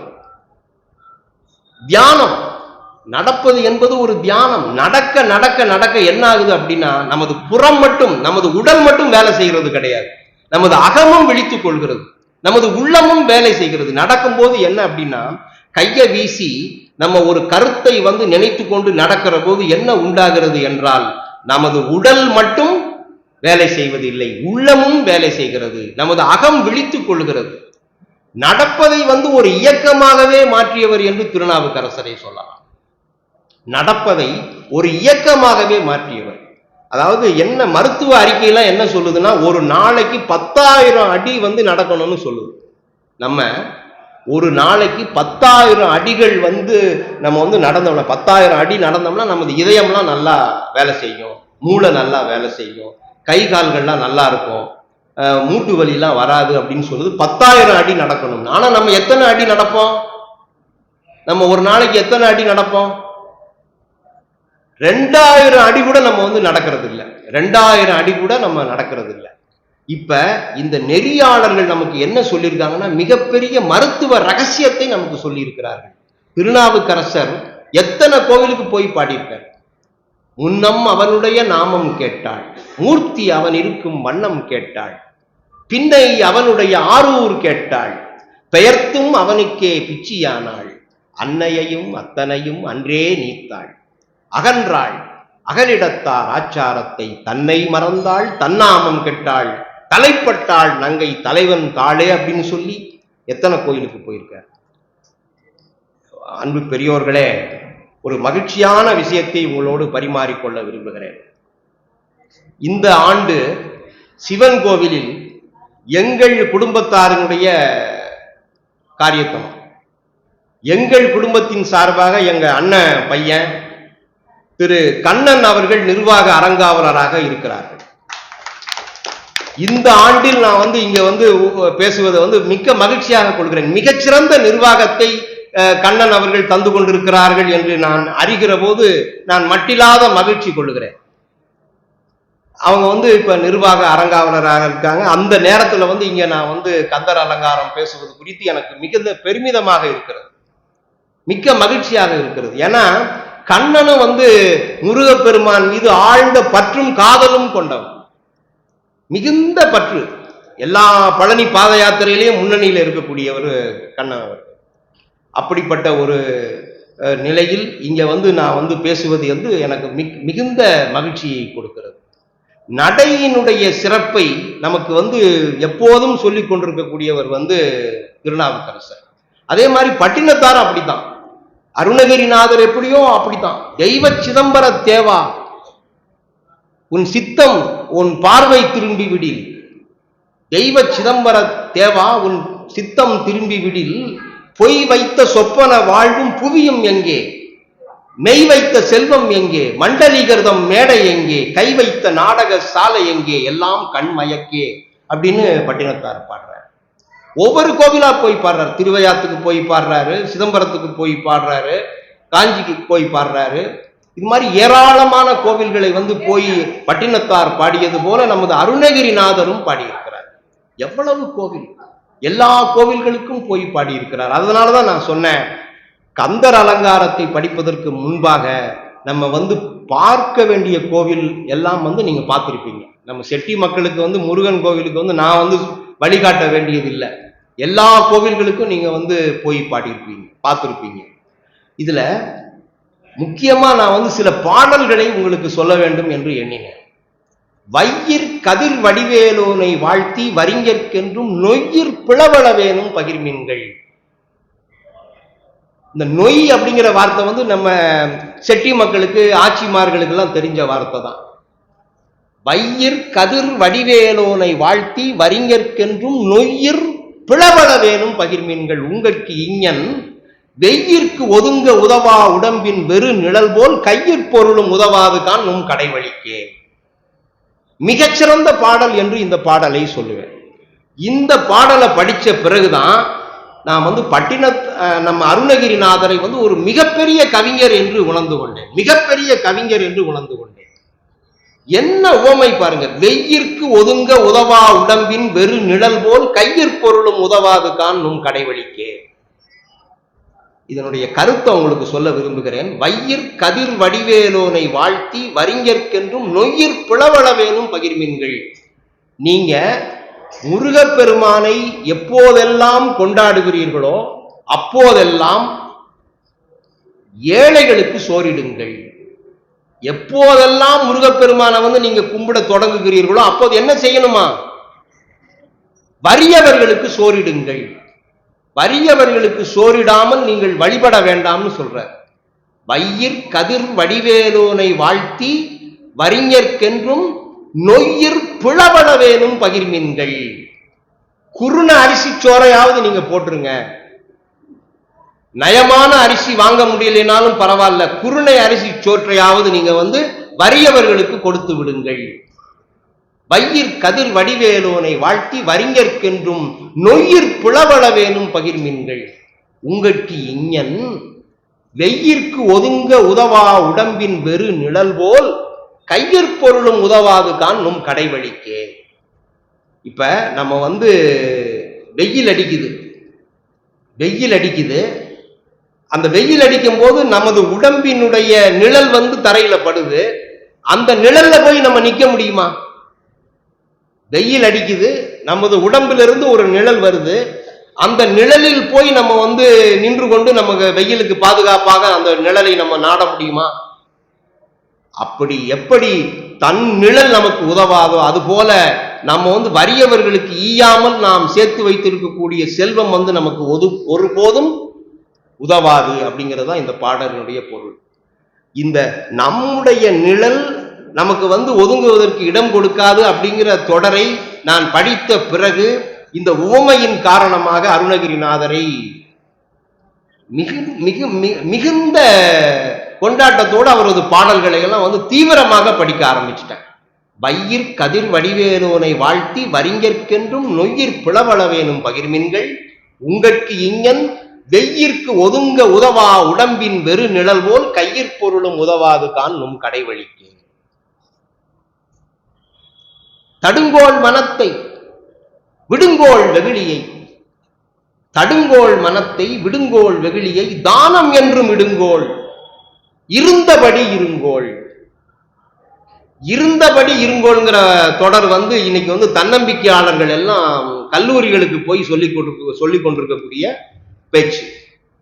இயல்பா இருங்க, உங்களை வந்து நீங்க வந்து மாத்திக்க வேணாம். எப்படி நீங்க இயல்பாக இருக்கிறீர்களோ அப்படியே இருங்கள். தடுங்கோள் மனத்தை, மனதை கட்டுப்பாடாக வைத்துக் கொள்ளுங்கள். விடுங்கோள் வெகுளியை, கோபம் கொள்ளாதீர்கள். தடுங்கோள் மனத்தை, விடுங்கோள் வெகுளியை, தானம் என்றும் இடுங்கோள், இருந்தபடி இருங்கோள். இயல்பாகவே இருங்க, இயல்பா இருங்க. உங்களை வந்து நீங்க வந்து மன இறுக்கத்துக்கு உள்ளாக்கி கொள்ளாதீர்கள். துன்பச் சூழலுக்கு ஆளாகி விடாதீர்கள். இதுதான் ஆன்மீகம் நமக்கு சொல்லக்கூடியது. ஆன்மீகம் என்ன சொல்லுது? கோபத்தில் கூட பொறுமை, உறக்கத்தில் கூட விழிப்புணர்வு, உறக்கத்தில் கூட விழிப்புணர்வா இருக்கணும்னு நமக்கு சொல்லிக் கொடுப்பது நமது ஆன்மீகம். இதெல்லாம் பார்த்த பிறகு, இதெல்லாம் படித்த பிறகு எவ்வளவு அருமையான கருத்துக்களை வந்து அருணகிரிநாதர் சொல்லி இருக்கிறார். இன்னைக்கு வந்து ஆங்கிலத்தில் பேசி கோட்டு சூட்டு போட்டுக்கிட்டு கல்லூரிகளில் போய் காசு பண்ணக்கூடியவங்க பேசக்கூடிய பேச்சை அருணகிரிநாதர் அப்படி போற போக்குல அப்படி சொல்லிட்டு போறார். தடுங்கோள் மனத்தை, மனதை கட்டுப்பாடா வச்சுக்குங்க. தடுங்கோள் மனத்தை, விடுங்கோள் வெகுளியை, கோபம் கொள்ளாதீர்கள். தடுங்கோள் மனத்தை, விடுங்கோள் வெகுளியை, தானம் என்றும் இடுங்கோள், தானம் என்றும் இடுங்கோள், இருந்தபடி இருங்கோள், எழுபாரும் உய்ய கொடுங்கோபச்சூருடன் குன்றம் திறக்க துளைக்க வைவேல், விடுங்கோன் அருள் வந்து தானே உமக்கு வெளிப்படுமே. இப்படி நீங்க இருந்துட்டீங்க அப்படின்னா முருகப்பெருமானுடைய அருள் வந்து உங்களுக்கு தானாகவே வந்துடும். நீங்க ஒன்றும் செய்ய வேணாம். நீங்க பெரிய அளவுல போய் பொருட்செலவு பண்ணி அவரை கொண்டாட வேண்டாம். நீங்க இது மாதிரி இருங்க. நீங்க இது மாதிரி இருந்துட்டீங்கன்னா முருகப்பெருமானுடைய பேரருள் உங்களுக்கு தானாகவே வந்து சேர்ந்துடும் அப்படின்னு சொல்றேன். இதுல அருணகிரிநாதருடைய மெய்யியல் வந்து தர்க்கத்தை உண்டாக்கலாம். அவருடைய ஒரு வரி வந்து அதுல வந்து அறிவு மிதக்கலாம். அந்த ஒரு வரியில, ஒரு சொல்லுல வந்து அறிவு மிதக்கலாம். அப்புறம் அவருடைய வரிகளுக்கிடையே வந்து நமக்கு வந்து பெரிய பெரிய பேரானந்தம் உண்டாகலாம். இந்த மொத்தத்தையும், இந்த மொத்த உறுப்புகளையும் அவர் பாடலாக்கி இருக்கிறார் பாருங்கள். அந்த பாடலிலே நாம் முருகப்பெருமானையே காணலாம். அந்த மொத்த பாடலையும் நம்ம திருப்பி திருப்பி திருப்பி திருப்பி படிக்கிற போது அந்த அவர் சொல்லக்கூடிய ஞானம், அறிவு எல்லாத்தையும் பார்த்து அந்த முருகப்பெருமானையே நம்ம வந்து மொத்தமா வந்து நம்ம வந்து பார்த்து கொள்ளலாம் என்பதுதான் நான் வந்து உங்களுக்கு சொல்லக்கூடிய ஒரு கருத்து. பேரழகு. ஏன் பேரழகு அப்படின்னா, ஏன் பேரழகு? கந்தர் அலங்காரம் ஏன் பேரழகு? அந்த அந்த ஒவ்வொரு சொல்லையும் அவ்வளவு செதுக்கி செதுக்கி அவர் செஞ்சிருக்கார். ஒவ்வொரு சொல்லையும் அவ்வளவு அழகாக செதுக்கி இருக்கிறார். தடுங்கோள் மனத்தை, விடுங்கோள் வெகுளியை, தானம் என்றும் இடுங்கோள், இருந்தபடி இருங்கோள், எழு பாருமுய்ய கொடுங்கோபச் சூருடன் குன்றம் திறக்க துளைக்க வைவேல், விடுங்கோன் அருள் வந்து தானே உமக்கு வெளிப்படுமே, தானே உமக்கு வெளிப்படுமே. இதெல்லாம் படிக்கிற போது நமக்கு வந்து மிகுந்த ஆனந்தமாக இருக்கிறது. ஒரு முறை மல்லாங்குனர்னு ஒரு ஊர், அங்க வந்து ஐயனார் ஸ்பின்னிங் மில்லுன்னு ஒரு மில்லு இருக்கு. அந்த மில்லுல ஒரு வேலை விஷயமா நான் போய் உட்கார்ந்துருந்தேன். நான் கூட்டிட்டு போயிருந்த ஆளுங்கள்லாம் வந்து வேலை பார்த்துட்டு இருந்தாங்க. அந்த ஆலையில வந்து நான் உட்கார்ந்து புத்தகத்தை படிச்சுட்டு இருந்தேன். அவங்கெல்லாம் வேலை பார்த்துட்டு இருந்தாங்க. ஒரு ஒரு மதியம் 2 மணி இருக்கும். பின்னால வந்து திடீர்னு சலசலன்னு ஒரு சத்தம் கேட்டுச்சு. சலசலன்னு ஒரு சத்தம். நான் வந்து பார்த்தா அப்போ வந்து ஒரு மயில் அப்படியே வந்து ஒரு பாம்பை கொத்தி அப்படியே எடுத்துட்டு போகுது. மல்லாங்கிணறுல வந்து பின்னால சலசலன்னு சத்தம் கேட்குதுன்னு பாக்குறேன். ஒரு பாம்பை ஒரு மயில் வந்து அப்படியே கொத்தி எடுத்துட்டு போகுது. அப்போ உண்மையிலேயே நான் சிலிர்த்து போயிட்டேன். உடனே ரொம்ப எனக்கு என்ன சொல்றதுன்னே புரியல. பாம்பை அப்படியே எடுத்துட்டு போகுது, மயில் போகுது, அதை பார்க்கிறேன். அப்பதான் எனக்கு தெரிஞ்சது, தடக்கொற்றவேள்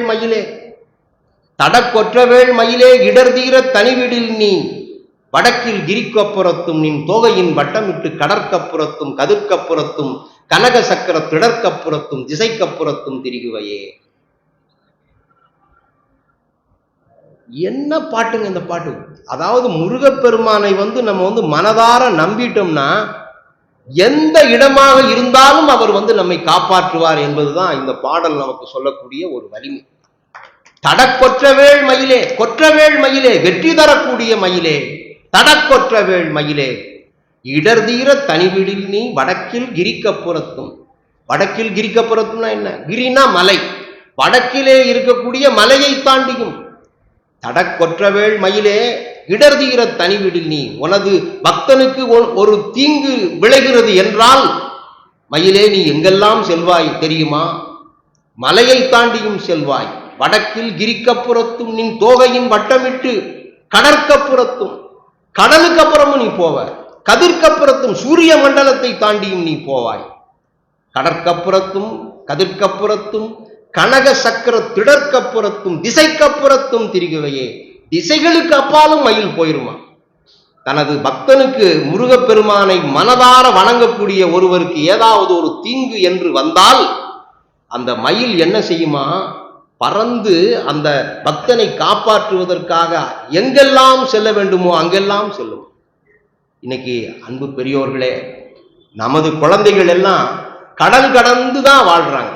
எல்லார் வீட்லையும் நம்முடைய பிள்ளைங்க எல்லாம் எங்க இருக்காங்க? அமெரிக்கா, கனடா, ஆஸ்திரேலியா அப்படின்னு கடல் கடந்து வாழ்கிறார்கள். அவர்கள் எல்லாம் ஏன் முருகனை படிக்கிறாங்க? இன்னைக்கு ஏன் முருகனை பற்றி கொள்கிறார்கள்? முருகனுடைய திருவடியை ஏன் பற்றி கொள்கிறார்கள் என்றால் இந்த பாடலினுடைய பொருள்தான் என்று நான் சொல்லுவேன். எங்கெல்லாம் நமக்கு அமெரிக்காவில் பிள்ளைங்க இருக்காங்க, கனடாவில் இருக்காங்க. நம்ம அவங்களுக்கு ஒரு பிரச்சனைங்கும் போது நம்ம முருகப்பெருமானுடைய திருவடிகளை போய் வணங்குகிறோம். எங்க பிள்ளைகளுக்கு ஒரு தீங்கு வந்துடக்கூடாது, காப்பாத்து அப்படின்னு சொல்றோம். அவர் என்ன செய்கிறாரு? முருகப்பெருமான் என்ன செய்கிறார்? மயிலை அனுப்புறாரோ இல்லையோ, அந்த பிள்ளைகள் நலம் பெற நமது பிரார்த்தனையை அவர் ஏற்றுக்கொள்கிறார் என்றுதான் நான் சொல்லுவேன். இந்த பாட்டை நீங்க எல்லாரும், இங்க இருக்கக்கூடிய எல்லாருமே தடக்கொற்றவேள் மயிலை நன்றாக பற்றி கொள்ள வேண்டும். தடக்கொற்றவேள் மயிலே, இடர்தீர தனி வீடில் நீ வடக்கில் கிரிக்கப்புறத்தும் நின் தோகையின் வட்டமிட்டு கடற்கப்புறத்தும் கதிர்க்கப்புறத்தும் கனக சக்கர திடற்கப்புறத்தும் திசைக்கப்புறத்தும் திரிகுவையே. மிகச்சிறந்த பாடல் என்று இந்த பாடலை சொல்லுவேன். இது மாதிரி ஏராளமான பாடல்களை நமக்கு கந்தர் அலங்காரத்தின் மூலமாக அவர் தந்திருக்கிறார். இந்த கந்தர் அலங்காரத்தினுடைய பாடல்களை நம்ம எப்படி படிக்கணும்னு நான் சொன்னேன். பொருள் உணர்ந்து படிக்கணும். ஒவ்வொரு சொல்லுக்கும் விளக்கம் தெரிஞ்சு படிக்கணும். உவே சாமிநாத ஐயரை பத்தி சொல்லுவாங்க. உவே சாமிநாத ஐயர் ஒரு பிச்சைக்காரன் போயிட்டு இருக்கான். ஒரு பிச்சைக்காரன் 3 பாட்டினுடைய வரியை இவர் தெரிஞ்சுக்கிட்டார்.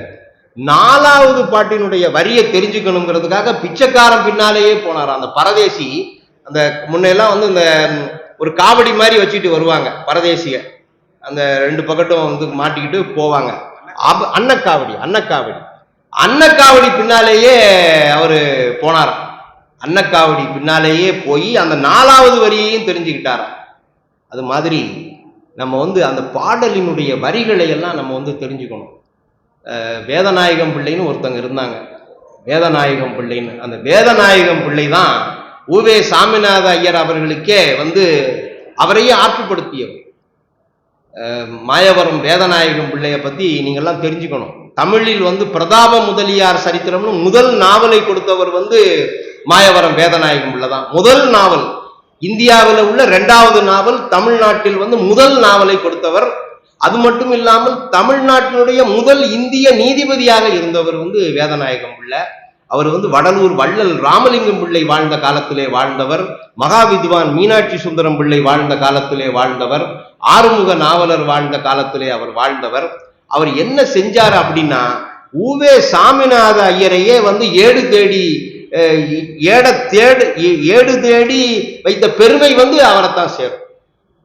ஏன்னா இவங்களெல்லாம் நான் ஏன் சொல்றேன் அப்படின்னா, இவங்கெல்லாம் பாட்டுக்கு முன்னுரிமை கொடுத்தவங்க, பாடல்களுக்கு முன்னுரிமை கொடுத்தவங்க. பாடலை பாடணும் அப்படின்னு, அந்த பாடல்களை எப்படி பாடணும், எப்படி தெரிஞ்சுக்கணும், எப்படி பொருள் உணரணும்னு அப்படின்னு சொல்லி கொடுத்தவங்க. இப்ப நான் நிறைய பாடல்களை மனப்பாடம் பண்ணிக்கிட்டேன். அதுக்கு என்ன காரணம்னா, தமிழ்கடல் ராய சொக்கலிங்கனார் தான் காரணம். ராய சொக்கலிங்கனார் என்ன பண்ணுனாங்க அப்படின்னா, இங்க இருக்கக்கூடிய பெரிய செல்வந்தர்கள் வீடுகளில் திருமணம் நடக்கிற போதெல்லாம் 4000 திவ்ய பிரபந்தத்தை போடுங்க, ஆழ்வார் அமுத போடுங்க, தெய்வ தேன் அமுது தேவாரத்தை போடுங்கன்னு பரிந்துரை செய்து அந்த செல்வந்தர்கள் எல்லாம் ஒப்புத்துக்கிட்டாங்க.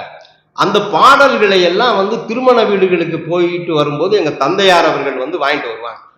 வாங்கிட்டு வந்து அதுக்கு நல்ல அட்டையெல்லாம் போட்டு பத்திரமா வச்சுக்குவாங்க. எங்க அப்பா படிக்க மாட்டாங்க. எங்க அப்பச்சி வந்து எல்லாம் அட்டை போட்டு அருமையா வச்சுக்குவாங்க. ஆனா படிக்கிறது இல்லை. ஆனா அதை படிச்சதெல்லாம் அதை நான் படித்தேன். பட்டினத்தாருடைய நாப்பிழக்க பொய் பேசி நவநிதியம் தேடி நலனொன்றும் இல்லாத நாரியரை கூடி பூப்பிழக்க வருகின்ற புற்றீசல் போல பொலபலன கலகலன புதல்வர்களை பெறுவீர், காப்பதற்கும் வகையறியீர், கைவிடவும் மாட்டீர், கவர் பிளந்த மரத்துளையில் கால் நுழைத்துக் கொண்டே ஆப்பதனை அசைக்கின்ற குரங்கதனை போலே அகப்பட்டீர் அகப்பட்டீர் கிடந்து உழல அகப்பட்டீர்னு ஒரு பாட்டு. இந்த பாட்டை அந்த தமிழ்கடல் ராய சொக்கலிங்கனாருடைய புத்தகத்தின் மூலம் தான் நான் தெரிஞ்சுக்கிட்டேன். பட்டினத்தாருடைய பாடல் இவ்வளவு அழகாக இருக்கிறது என்று நான் சின்ன வயதிலேயே 7வது 8வது படிக்கும் போது இந்த பாடலை உணர்ந்து கொண்டேன். இதுக்கெல்லாம் காரணமானவர்கள் வந்து தமிழ்கடல் ராய சொக்கலிங்கனார் தான். மீண்டும் அப்படி ஒரு இலக்கிய மாற்றம் நமது செட்டிநாட்டில் வரணும். செட்டிநாட்டில் அப்படிப்பட்ட ஒரு மீண்டும் ஒரு இலக்கிய மாற்றம் வந்தா நமது மனம் செழுமை அடையும். நம்ம ஏன் இலக்கியத்தை படிக்கணும்? எதுக்காக படிக்கணும்? ஏன் இலக்கியத்தை படிக்கணும்? மனம் செழுமை அடைய வேண்டும். நம்ம ஏன் இறைவனை கும்பிடணும்? ஏன் கந்தர் அலங்காரத்தை படிக்கணும்? ஏன் திருப்புகளை படிக்கணும்? நமது மனதில் இருக்கக்கூடிய அழுக்குகள் நீங்கணும். மன அழுக்குகள் நீங்காம இறைவனை வழிபட்டோ கந்தர் அலங்காரத்தை வழிபட்டோ தேவாரத்தை பேசியோ திருவாசகத்தை படித்தோ பயன் இல்லை. மன அழுக்குகள் நீங்க வேண்டும், மனதில் உள்ள குற்றங்கள் நீங்க வேண்டும், மயக்கம் தீரணும். அதுதான் முக்கியம். இன்னொன்று முக்கியமாக நான் முதலிலேயே ஒரு செய்தியை குறிப்பிட வேண்டும் என்று நான் நினைத்திருந்தேன். கந்தர் அலங்காரத்துல எல்லா பாடல்களிலுமே ஒரு ஒளி எங்கும் விரவி கிடக்கிறது. எல்லா பாடல்களிலுமே ஒரு ஒளி வந்து விரவி கிடக்கிறது. அந்த ஒளியை வந்து தூய்மையினுடைய புறத்தோற்றம் என்று நான் சொல்லுவேன். நீங்க எந்த பாட்டை எடுத்துக்கிட்டாலும் சரி, எந்த பாட்டை எடுத்துக்கிட்டு அந்த பாட்டை நீங்க படிச்சாலும் அந்த பாட்டுல என்னன்னா ஒரு ஒளி எல்லா இடத்திலும் பரவி கிடக்கிறது. இதுதான் நான் கண்டுபிடித்த உண்மை. இதுதான் நான் வந்து பார்த்த பார்வை. நான் பார்த்த பார்வை என்னன்னா எல்லா பாடல்களிலுமே ஒரு ஒளி வந்து ஊடுருவி கிடக்கிறது. அந்த ஒளியை தூய்மையினுடைய புறத்தோற்றம் என்று நான் சொல்லுவேன். அதை படிக்கிற போது நமது மயக்கம் அறுபட்டு போகிறது, நமது அறியாமை அகன்று போகிறது, நமக்கு வந்து இன்பமயமா இருக்கிறது, அன்புமயமா இருக்கிறது, அறிவுமயமா இருக்கிறது. இந்த பாடல்களை எல்லாம் நம்ம வந்து திருப்பி திருப்பி படிக்கிற போது நமக்கு ஒரு புதிய ஒரு எழுச்சி உண்டாகிறது. அதுதான் எல்லா பாடல்களிலுமே ஒரு ஒளி தோன்றுகிறது. அந்த ஒளிக்காகவே, அந்த ஒளியினுடைய அந்த ஒரு அருள் வெள்ளத்துக்காகவே அந்த பாடல்களை எல்லாம் நம்ம வந்து படித்து கொள்ள வேண்டும். அந்த பாடல்கள் தரக்கூடிய ஆனந்தம் என்பது பேரானந்தம். அப்படிப்பட்ட ஒரு பேரானந்த பெருவெள்ளத்தை நீங்கள் எல்லாம் வந்து படித்து உணர்ந்து தெரிந்து கொள்ள வேண்டும் என்பதற்காகத்தான் நம்ம வந்து இந்த கந்தர் அலங்கார பேரழகு என்கிற அந்த பாடலையே நான் வந்து உங்களுக்கு சொல்லணும்னு விரும்பினேன். அதை வந்து நன்றாக நீங்க உள்வாங்கி கொண்டிருப்பது வந்து எனக்கு மிகுந்த மகிழ்ச்சியை கொடுக்கிறது. எல்லாருடைய முகங்களையும் பார்க்கிறேன். எல்லாருமே வந்து கந்தர் அலங்காரத்தை வந்து நீங்க படிக்க தொடங்கி விடுவீர்கள் என்று நான் நம்புகிறேன். இப்ப ஆட்சி வந்து கந்த புராணத்தை சொன்னாங்க. நான் வந்து இந்த புராணங்கள்லாம் வந்து ஒரு காலத்துல தேவையில்லை என்று தான் கருதினேன். இந்த கந்த புராணம், இந்த புராணங்கள்லாம் தேவையில்லை அப்படிதான் நான் நினைச்சேன். இந்த கந்த புராணத்தை வந்து படித்த பிறகுதான் முருகப்பெருமானை கச்சியப்ப சிவாச்சாரியார் எவ்வளவு கொண்டாடி மகிழ்ந்திருக்கிறார். அதாவது முருகப்பெருமானை வந்து நம்ம அனுபவிக்கணும், முருகப்பெருமானை வந்து நம்ம நன்றாக உள்வாங்கிக் கொள்ளணும்னா கந்த புராணத்தை படிக்கணும். கம்ப ராமாயணத்தை கம்பர் எப்படி இயற்றினாரோ அது மாதிரி ஆற்றுப்படலம் வச்சு, அது மாதிரி எல்லாம் வச்சு முருகப்பெருமானை வந்து அவ்வளவு ஆனந்தமயமாக கந்த புராணத்தில் அவர் கொண்டாடி இருக்கிறார் கச்சியப்ப சிவாச்சாரியார். அது போலதான் எல்லா பாடல்களிலுமே கந்தர் அலங்காரத்துல வந்து ஒரு ஒளி ஊடுருவி இருக்கிறது என்பதை நான் கண்டேன். மிகுந்த மகிழ்ச்சியாக இருக்கிறது. இப்ப வந்து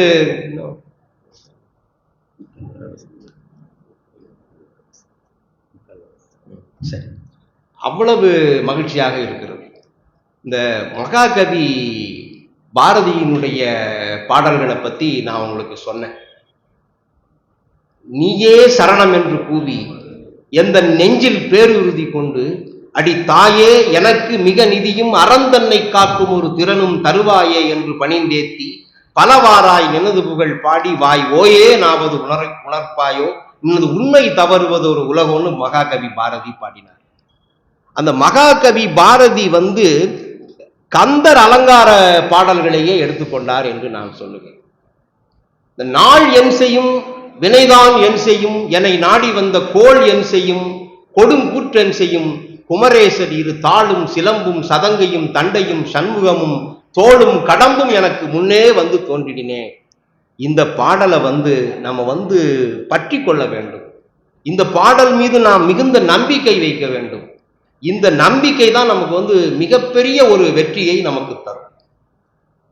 கந்தர் அனுபூதி என்பது சாதாரணமானதல்ல. திருப்புகளை எல்லாம் பாடியிருக்கிறார். திருப்புகளை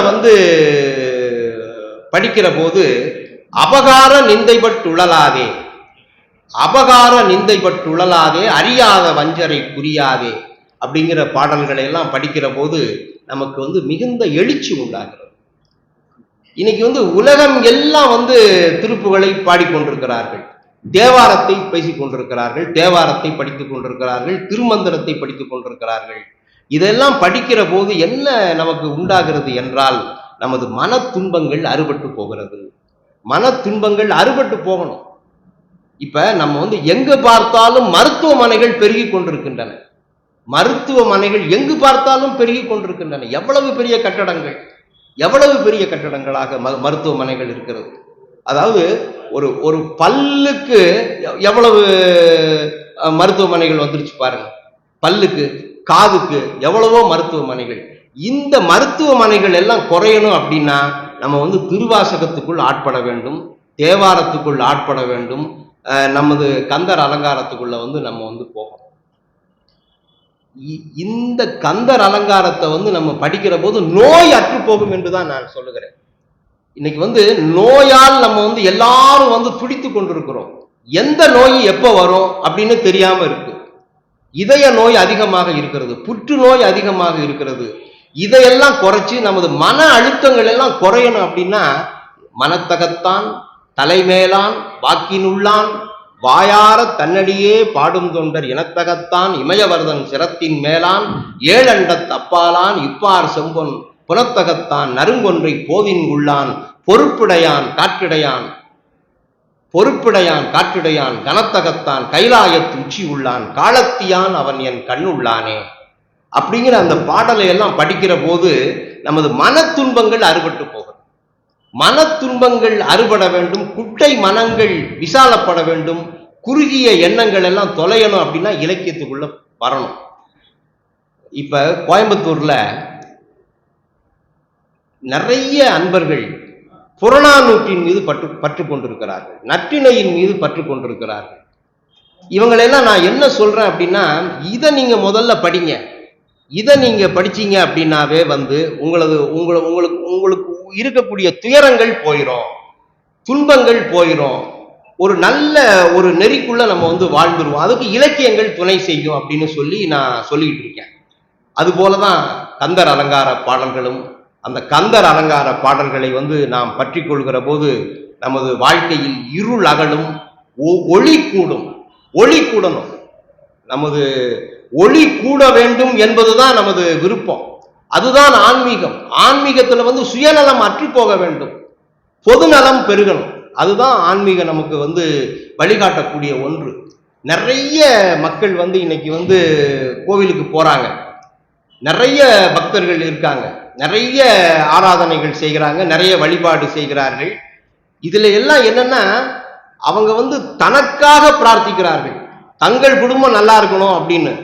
ஆனா ஆன்மீகம் என்ன சொல்லுது அப்படின்னா, பொது மக்கள் எல்லா உயிரிலும் நம்ம பார்க்கணும், நம்மை எல்லா உயிரிலும் நம்ம பார்க்கணும், எல்லா உயிரிலும் நம்ம இருக்கணும் அப்படிங்கிற நேசிக்கணும்.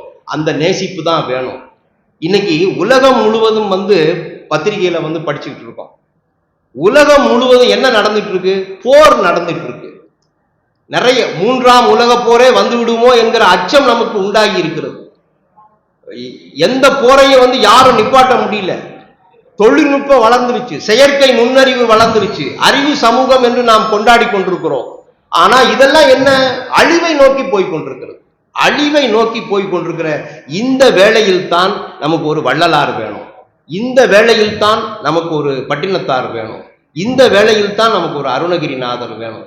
பிறக்கும் போது கொடு வந்ததில்லை, பிறந்து மண்மேல் இறக்கும் போது கொடு போவதில்லை, இடை நடுவில் குறிக்கும் இச்செல்வம் சிவன் தந்தது என்று கொடுக்க அறியாது இறக்கும் குலாமருக்கு என் சொல்லுவேன் இறைவா கட்சி ஏகம்பனே அப்படின்னு பட்டினத்தார் பாடினார். இந்த பாடல்களினுடைய வெளிச்சம் வந்து உலகமெல்லாம் பரவ வேண்டும். நினைந்து நினைந்து உணர்ந்து உணர்ந்து அன்பே நெகிழ்ந்து நெகிழ்ந்து ஊற்றெழும் கண்ணீர் அதனால் அன்பு நனைந்து நனைந்து அருளமுதே நன்னிதியே ஞான நடத்தரசே எண்ணுரிமை நாயகனே என்று வனைந்து வனைந்து ஏத்துதும் நாம் வம்மின் உலகியலீர் மரணமிலா பெருவாழ்வில் வாழ்ந்திடலாம் கண்டீர் புனைந்துரையேன் பொய் புகழேன் சத்தியம் சொல்கின்றேன் பொற்சபையில் சிற்றவையில் புகுந்தருணம் இதுவே என்கிற வள்ளலார் நெறி உலகம் எல்லாம் பரவ வேண்டும். இதுதான் முக்கியம். இன்னைக்கு எவ்வளவு தொழில்நுட்ப அறிவு பெருகி செயற்கை நுண்ணறிவு பெருகி இன்னைக்கு வந்து எதுவுமே தேவையில்லைங்கிறாங்க. இதை இன்னைக்கு வந்து ஒரு நாவல் எப்படி உருவாகணும்னா செயற்கை நுண்ணறிவே உருவாக்கி இருக்கிறாங்க, கவிதையோ செயற்கை நுண்ணறிவே உருவாக்கி இருக்க. ஆனா இதையெல்லாம் செயற்படுத்த வேண்டிய மனிதன் மன அழுக்கு இல்லாமல் இருக்க வேண்டும். எல்லாத்தையும் செயற்கை நுண்ணறிவே உருவாக்கினாலும் அதை வந்து வழி நடத்துவதற்கு மனித தலைமைதானே தேவை. எல்லாத்தையும் செயற்கை நுண்ணறிவு உருவாக்கி இருக்கும், ஆனா அதை செயல்படுத்துவதற்கு அதை இயக்குவதற்கு மனிதனுடைய அறிவுதான் தேவை. அப்ப அந்த மனிதன் எப்படி இருக்கணும்? அந்த மனிதன் எப்படி இருக்கணும்னா அந்த மனிதன் நெறியோடு இருக்கணும், அன்பு என்கிற அந்த உணர்வு இருக்கணும். அந்த அன்பு என்கிற உணர்வை தான் நமக்கு ஆன்மீகம் தர வேண்டும். வள்ளலாருடைய நெறி என்பது இன்னைக்கு வந்து நமக்கு மிகுந்த தேவையான அவசியமான நெறியாக இருக்கிறது.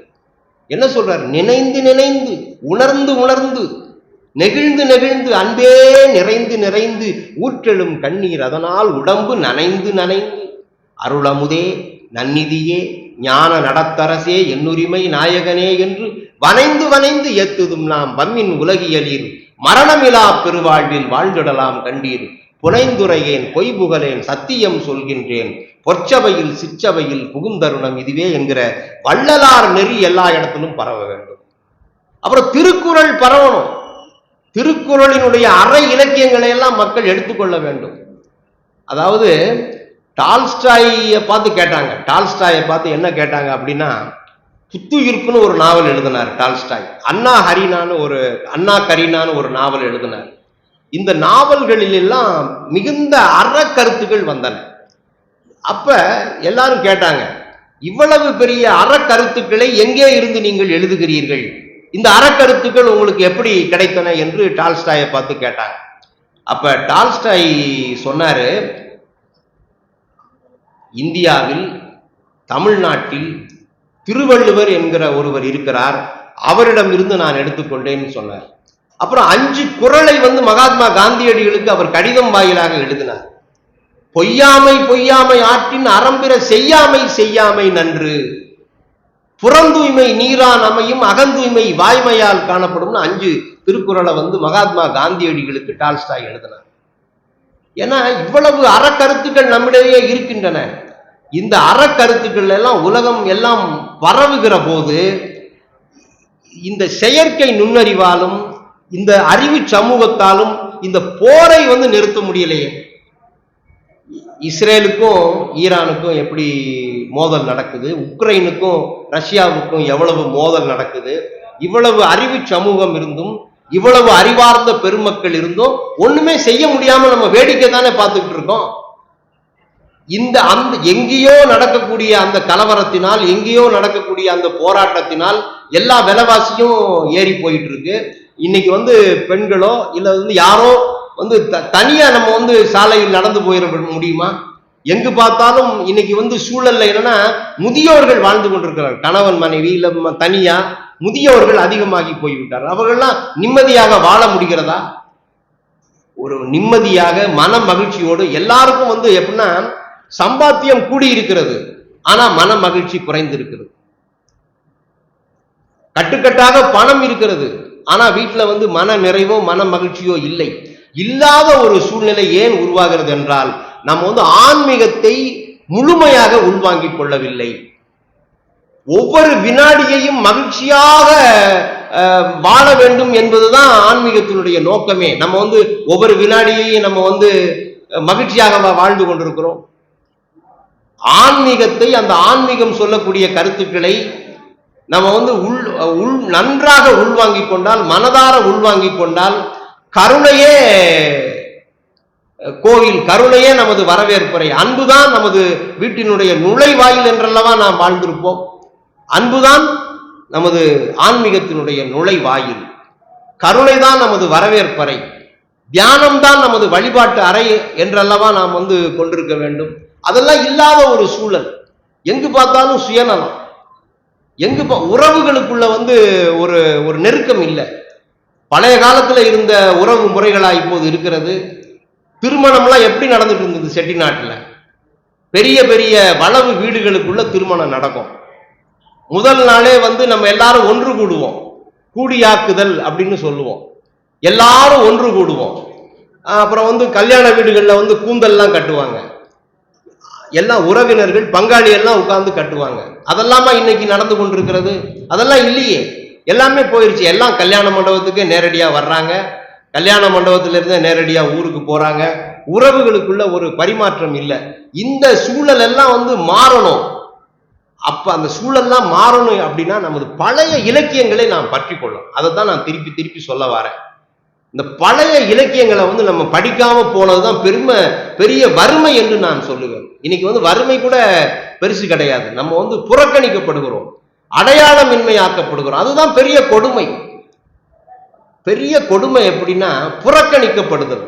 நம்ம வந்து ஒரு உறவினர் வீட்டுக்கே போறோம், திருமண வீட்டுக்கு போறோம், நமக்கு வந்து சரியான ஒரு வரவேற்பு இல்லைன்னா நமக்கு என்ன ஆகுது சொல்லுங்க?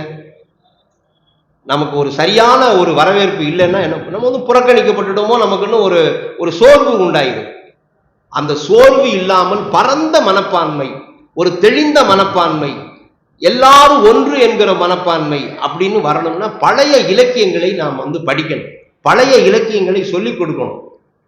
நம்ம என்னன்னா பழைய இலக்கியமும் படிக்கிறது இல்லை, புதிய இலக்கியமும் படிக்கிறது இல்லைங்கிற ஒரு சூழல் இருக்கு. நான் வந்து கோயம்புத்தூர்ல என்ன தொழில் பண்ணிக்கிட்டு இருக்கேன், இப்ப என்ன தொழில் பண்ணிக்கிட்டு இருக்கேன்னா புத்தகங்களை வடிவமைத்து கொண்டிருக்கிறேன், புத்தகங்களுக்கு மெய்ப்பு பார்த்து கொண்டிருக்கிறேன். இதுல என்னன்னா மிகப்பெரிய சோர்வு, யாருமே புத்தகங்களே வாங்குறது இல்லை, யாருமே புத்தகங்களே வாங்குறது இல்லை, யாரும் புத்தகங்களே படிக்கிறது இல்லை, புத்தகங்களை பரிசு கொடுக்கறது இல்லை. இப்ப நான் வந்து எல்லா மக்களுக்கும் என்ன சொல்லிட்டு இருக்கேன் அப்படின்னா, புத்தகங்களை பரிசு கொடுங்கள். அவங்க எப்போ ஒரு சூழல்ல படிப்பாங்க, இன்னைக்கு கொடுத்தோடனே படிக்க வேணாம், எப்போ ஒரு நாள் படிப்பாங்க. அந்த புத்தகங்களை பரிசு கொடுங்கள், நல்ல இலக்கியங்களை பரிசு கொடுங்கள், என்னைக்கோ ஒரு நாள் படிப்பாங்க. நல்ல நாவல்களை கொடுங்க அப்படின்னு தான் நம்ம சொல்லிட்டு இருக்கோம். அது வரணும். அது வந்தா என்ன ஆகும்னா இந்த சுயநலம் அப்படிங்கிறது அத்து போயிடும், சுயநலம்ங்கிறது இல்லாம போயிடும். அப்புறம் நான் வந்து பல இடங்கள்ல சொல்லிட்டேன், பல இடங்கள்ல என்ன சொல்லியிருக்கேன் அப்படின்னா, நகரத்தார் என்பதற்கு அடையாளமாக ஒரு 5 பட்டினத்தாருடைய பாடல்களையாவது பொருள் உணர்ந்து எல்லாரும் படிச்சுக்குங்க. 5 பட்டினத்தாருடைய பாடல்களை நம்ம வந்து பொருள் உணர்ந்து படித்துக் கொள்ள வேண்டும். பொருள் உணராம படிக்க கூடாது. பொருள் உணர்ந்து 5 பட்டினத்தாருடைய பாடல்களை நம்ம வந்து படிச்சுட்டா போதும். 5 பட்டினத்தாருடைய பாடல்களை நம்ம வந்து உள்வாங்கி படிச்சுக்கணும். அதுதான் நகரத்தார் என்பதற்கு அடையாளம். அது மாதிரி கந்தர் அலங்காரத்துல தேர்ந்தெடுத்து ஒரு 10 பாடல்களை நாம் வந்து படித்துக் கொள்ள வேண்டும். இந்த 10 பாடல் 5 பாடல்லாம் ஏன் அப்படின்னா நம்மை வந்து ஒரு நன்னெறிக்கு உட்படுத்தும், சுயநலம் இல்லாமல் ஆக்கும்.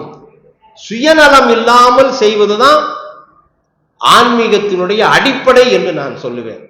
எல்லாரும் ஒன்று, எல்லாமாகி கலந்து நிறைந்தபின் ஏழமை உண்டோடா மனமே, பொல்லா புழுவினை கொல்ல நினைத்தவின் புத்தி மயக்கம் உண்டோன்னு பாரதி பாடினான். ஆன்ம ஒளிக்கடல் மூழ்கி திளைப்பவருக்கு அச்சம் உண்டோடா, தேன்மடை இங்கு திறந்தது கண்டு தேக்கி திரிவமடா.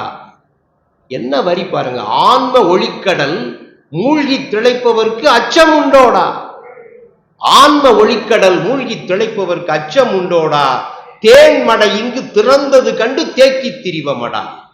அப்ப ஆன்ம ஒளிக்கடல்ல நம்ம மூழ்கி திளைக்கணும் அப்படின்னா நல்ல இலக்கியங்களை நாம் மனம் முழுமையாக வாங்கி கொண்டு படிக்கணும். அதற்கு நமக்கு நமது முன்னோர்கள் ஏராளமான கலை செல்வங்களை நமக்கு கொடுத்திருக்கிறார்கள். நம்ம என்ன நினைச்சிட்டோம்னா அறிவியல் வேறு கலை வேறு அப்படின்னு பாகுபடுத்தி கருதுகிறோம். அறிவியல் வேறு கலை வேறு அல்ல. அறிவியலும் கலையும் ஒன்று சேர்கிற போது நமது மனதில் இருள் அகழ்கிறது என்பதுதான் நான் சொல்லுவேன். அந்த இருளை அகற்றக்கூடிய இலக்கியங்களை நாம் நன்றாக உள்வாங்கிக் கொள்ள வேண்டும். உள்வாங்கிக் கொள்ளுகிற போது சுயநலமற்றவர்களாக நாம் மாறுகிறோம். சுயநலமற்றவர்களாக நாம் மாறுகிற போது எல்லோரிடமும் நாம் உறவு பாராட்டுகிறோம். எல்லோரிடமும் நாம் உறவு பாராட்டுகிற போது அன்பு பெருக்கெடுக்கிறது. அந்த அன்பு பெருக்கெடுக்கிற போது இந்த வையத்திலே எந்த விதமான ஒரு அச்சமும் இல்லாத ஒரு வாழ்க்கை நெறி உண்டாகிறது. அந்த வாழ்க்கை நெறியைத்தான் ஆன்மீகம் தர வேண்டும். அந்த ஆன்மீக நெறி கந்தர் அலங்காரத்துக்குள்ளே கொட்டி கிடக்கிறது. அந்த கந்தர் அலங்காரத்துல ஒரு 10 பாடல்களையாவது இந்த கந்த சஷ்டி விழாவை அடிப்படையாக கொண்டு நீங்கள் உங்கள் மனதார படிக்க வேண்டும். அந்த இலக்கியங்களிலே இருக்கக்கூடிய ஒரு சில வரிகளை, ஒரு சில வாக்கியங்களை, ஒரு சில சொற்களை குழந்தைகளுக்கு சொல்லித்தர வேண்டும். அதுதான் முக்கியம். அந்த நாற்றங்கால்களை நாம் நன்றாக நடுகிற போது நமது நாடும் நமது உலகமும் வளமை உறும். அதை நம்ம செய்யணும். நல்ல இலக்கியங்களை நம்ம படிச்சு அந்த இலக்கியங்களை நம்ம குழந்தைகளுக்கு சொல்லிக் கொடுத்து அந்த குழந்தைகளின் வாயிலாக அதை நம்ம கேட்கிற போது நல்ல ஒரு மன நிறைவான ஒரு நிறைவான வாழ்க்கையை கொண்டவர்களாக நாம் மாறுவோம். அதற்காக நம்மை நாம் ஆயத்தப்படுத்திக் கொள்ளுவோம். அதுதான் நமது ஆன்மீகம். அதுதான் நமக்கு இப்போது இந்த காலத்தில் நமக்கு வேண்டுவது என்று கூறி இந்த நல்வாய்ப்பினை அளித்தமைக்கு காரைக்குடி கந்த சஷ்டி விழா குழுவினரை நான் போற்றி போற்றி வணங்கி வணங்கி இந்த இலக்கிய பயிர், அதாவது அறிவியலும் ஆன்மீகமும் இணைந்து இந்த உலகத்துல எல்லோரையும் மகிழ்ச்சிக்கு இட்டு செல்லக்கூடிய ஒரு பாதையை இந்த கந்த சஷ்டி விழா கழகம் உருவாக்கும் என்கிற நம்பிக்கையோடு அவர்களை எல்லாம் வாழ்த்தி போற்றி உங்க எல்லாம் இவ்வளவு நேரம் எல்லாம் அமைதியாக பொறுமையோடு கேட்டுக்கொண்டிருந்த அனைவரையும் வணங்கி இந்த திருக்கோவில் நிர்வாக அறங்காவலர்களை எல்லாம் வணங்கி மகிழ்கிறேன். வணக்கம், நன்றி.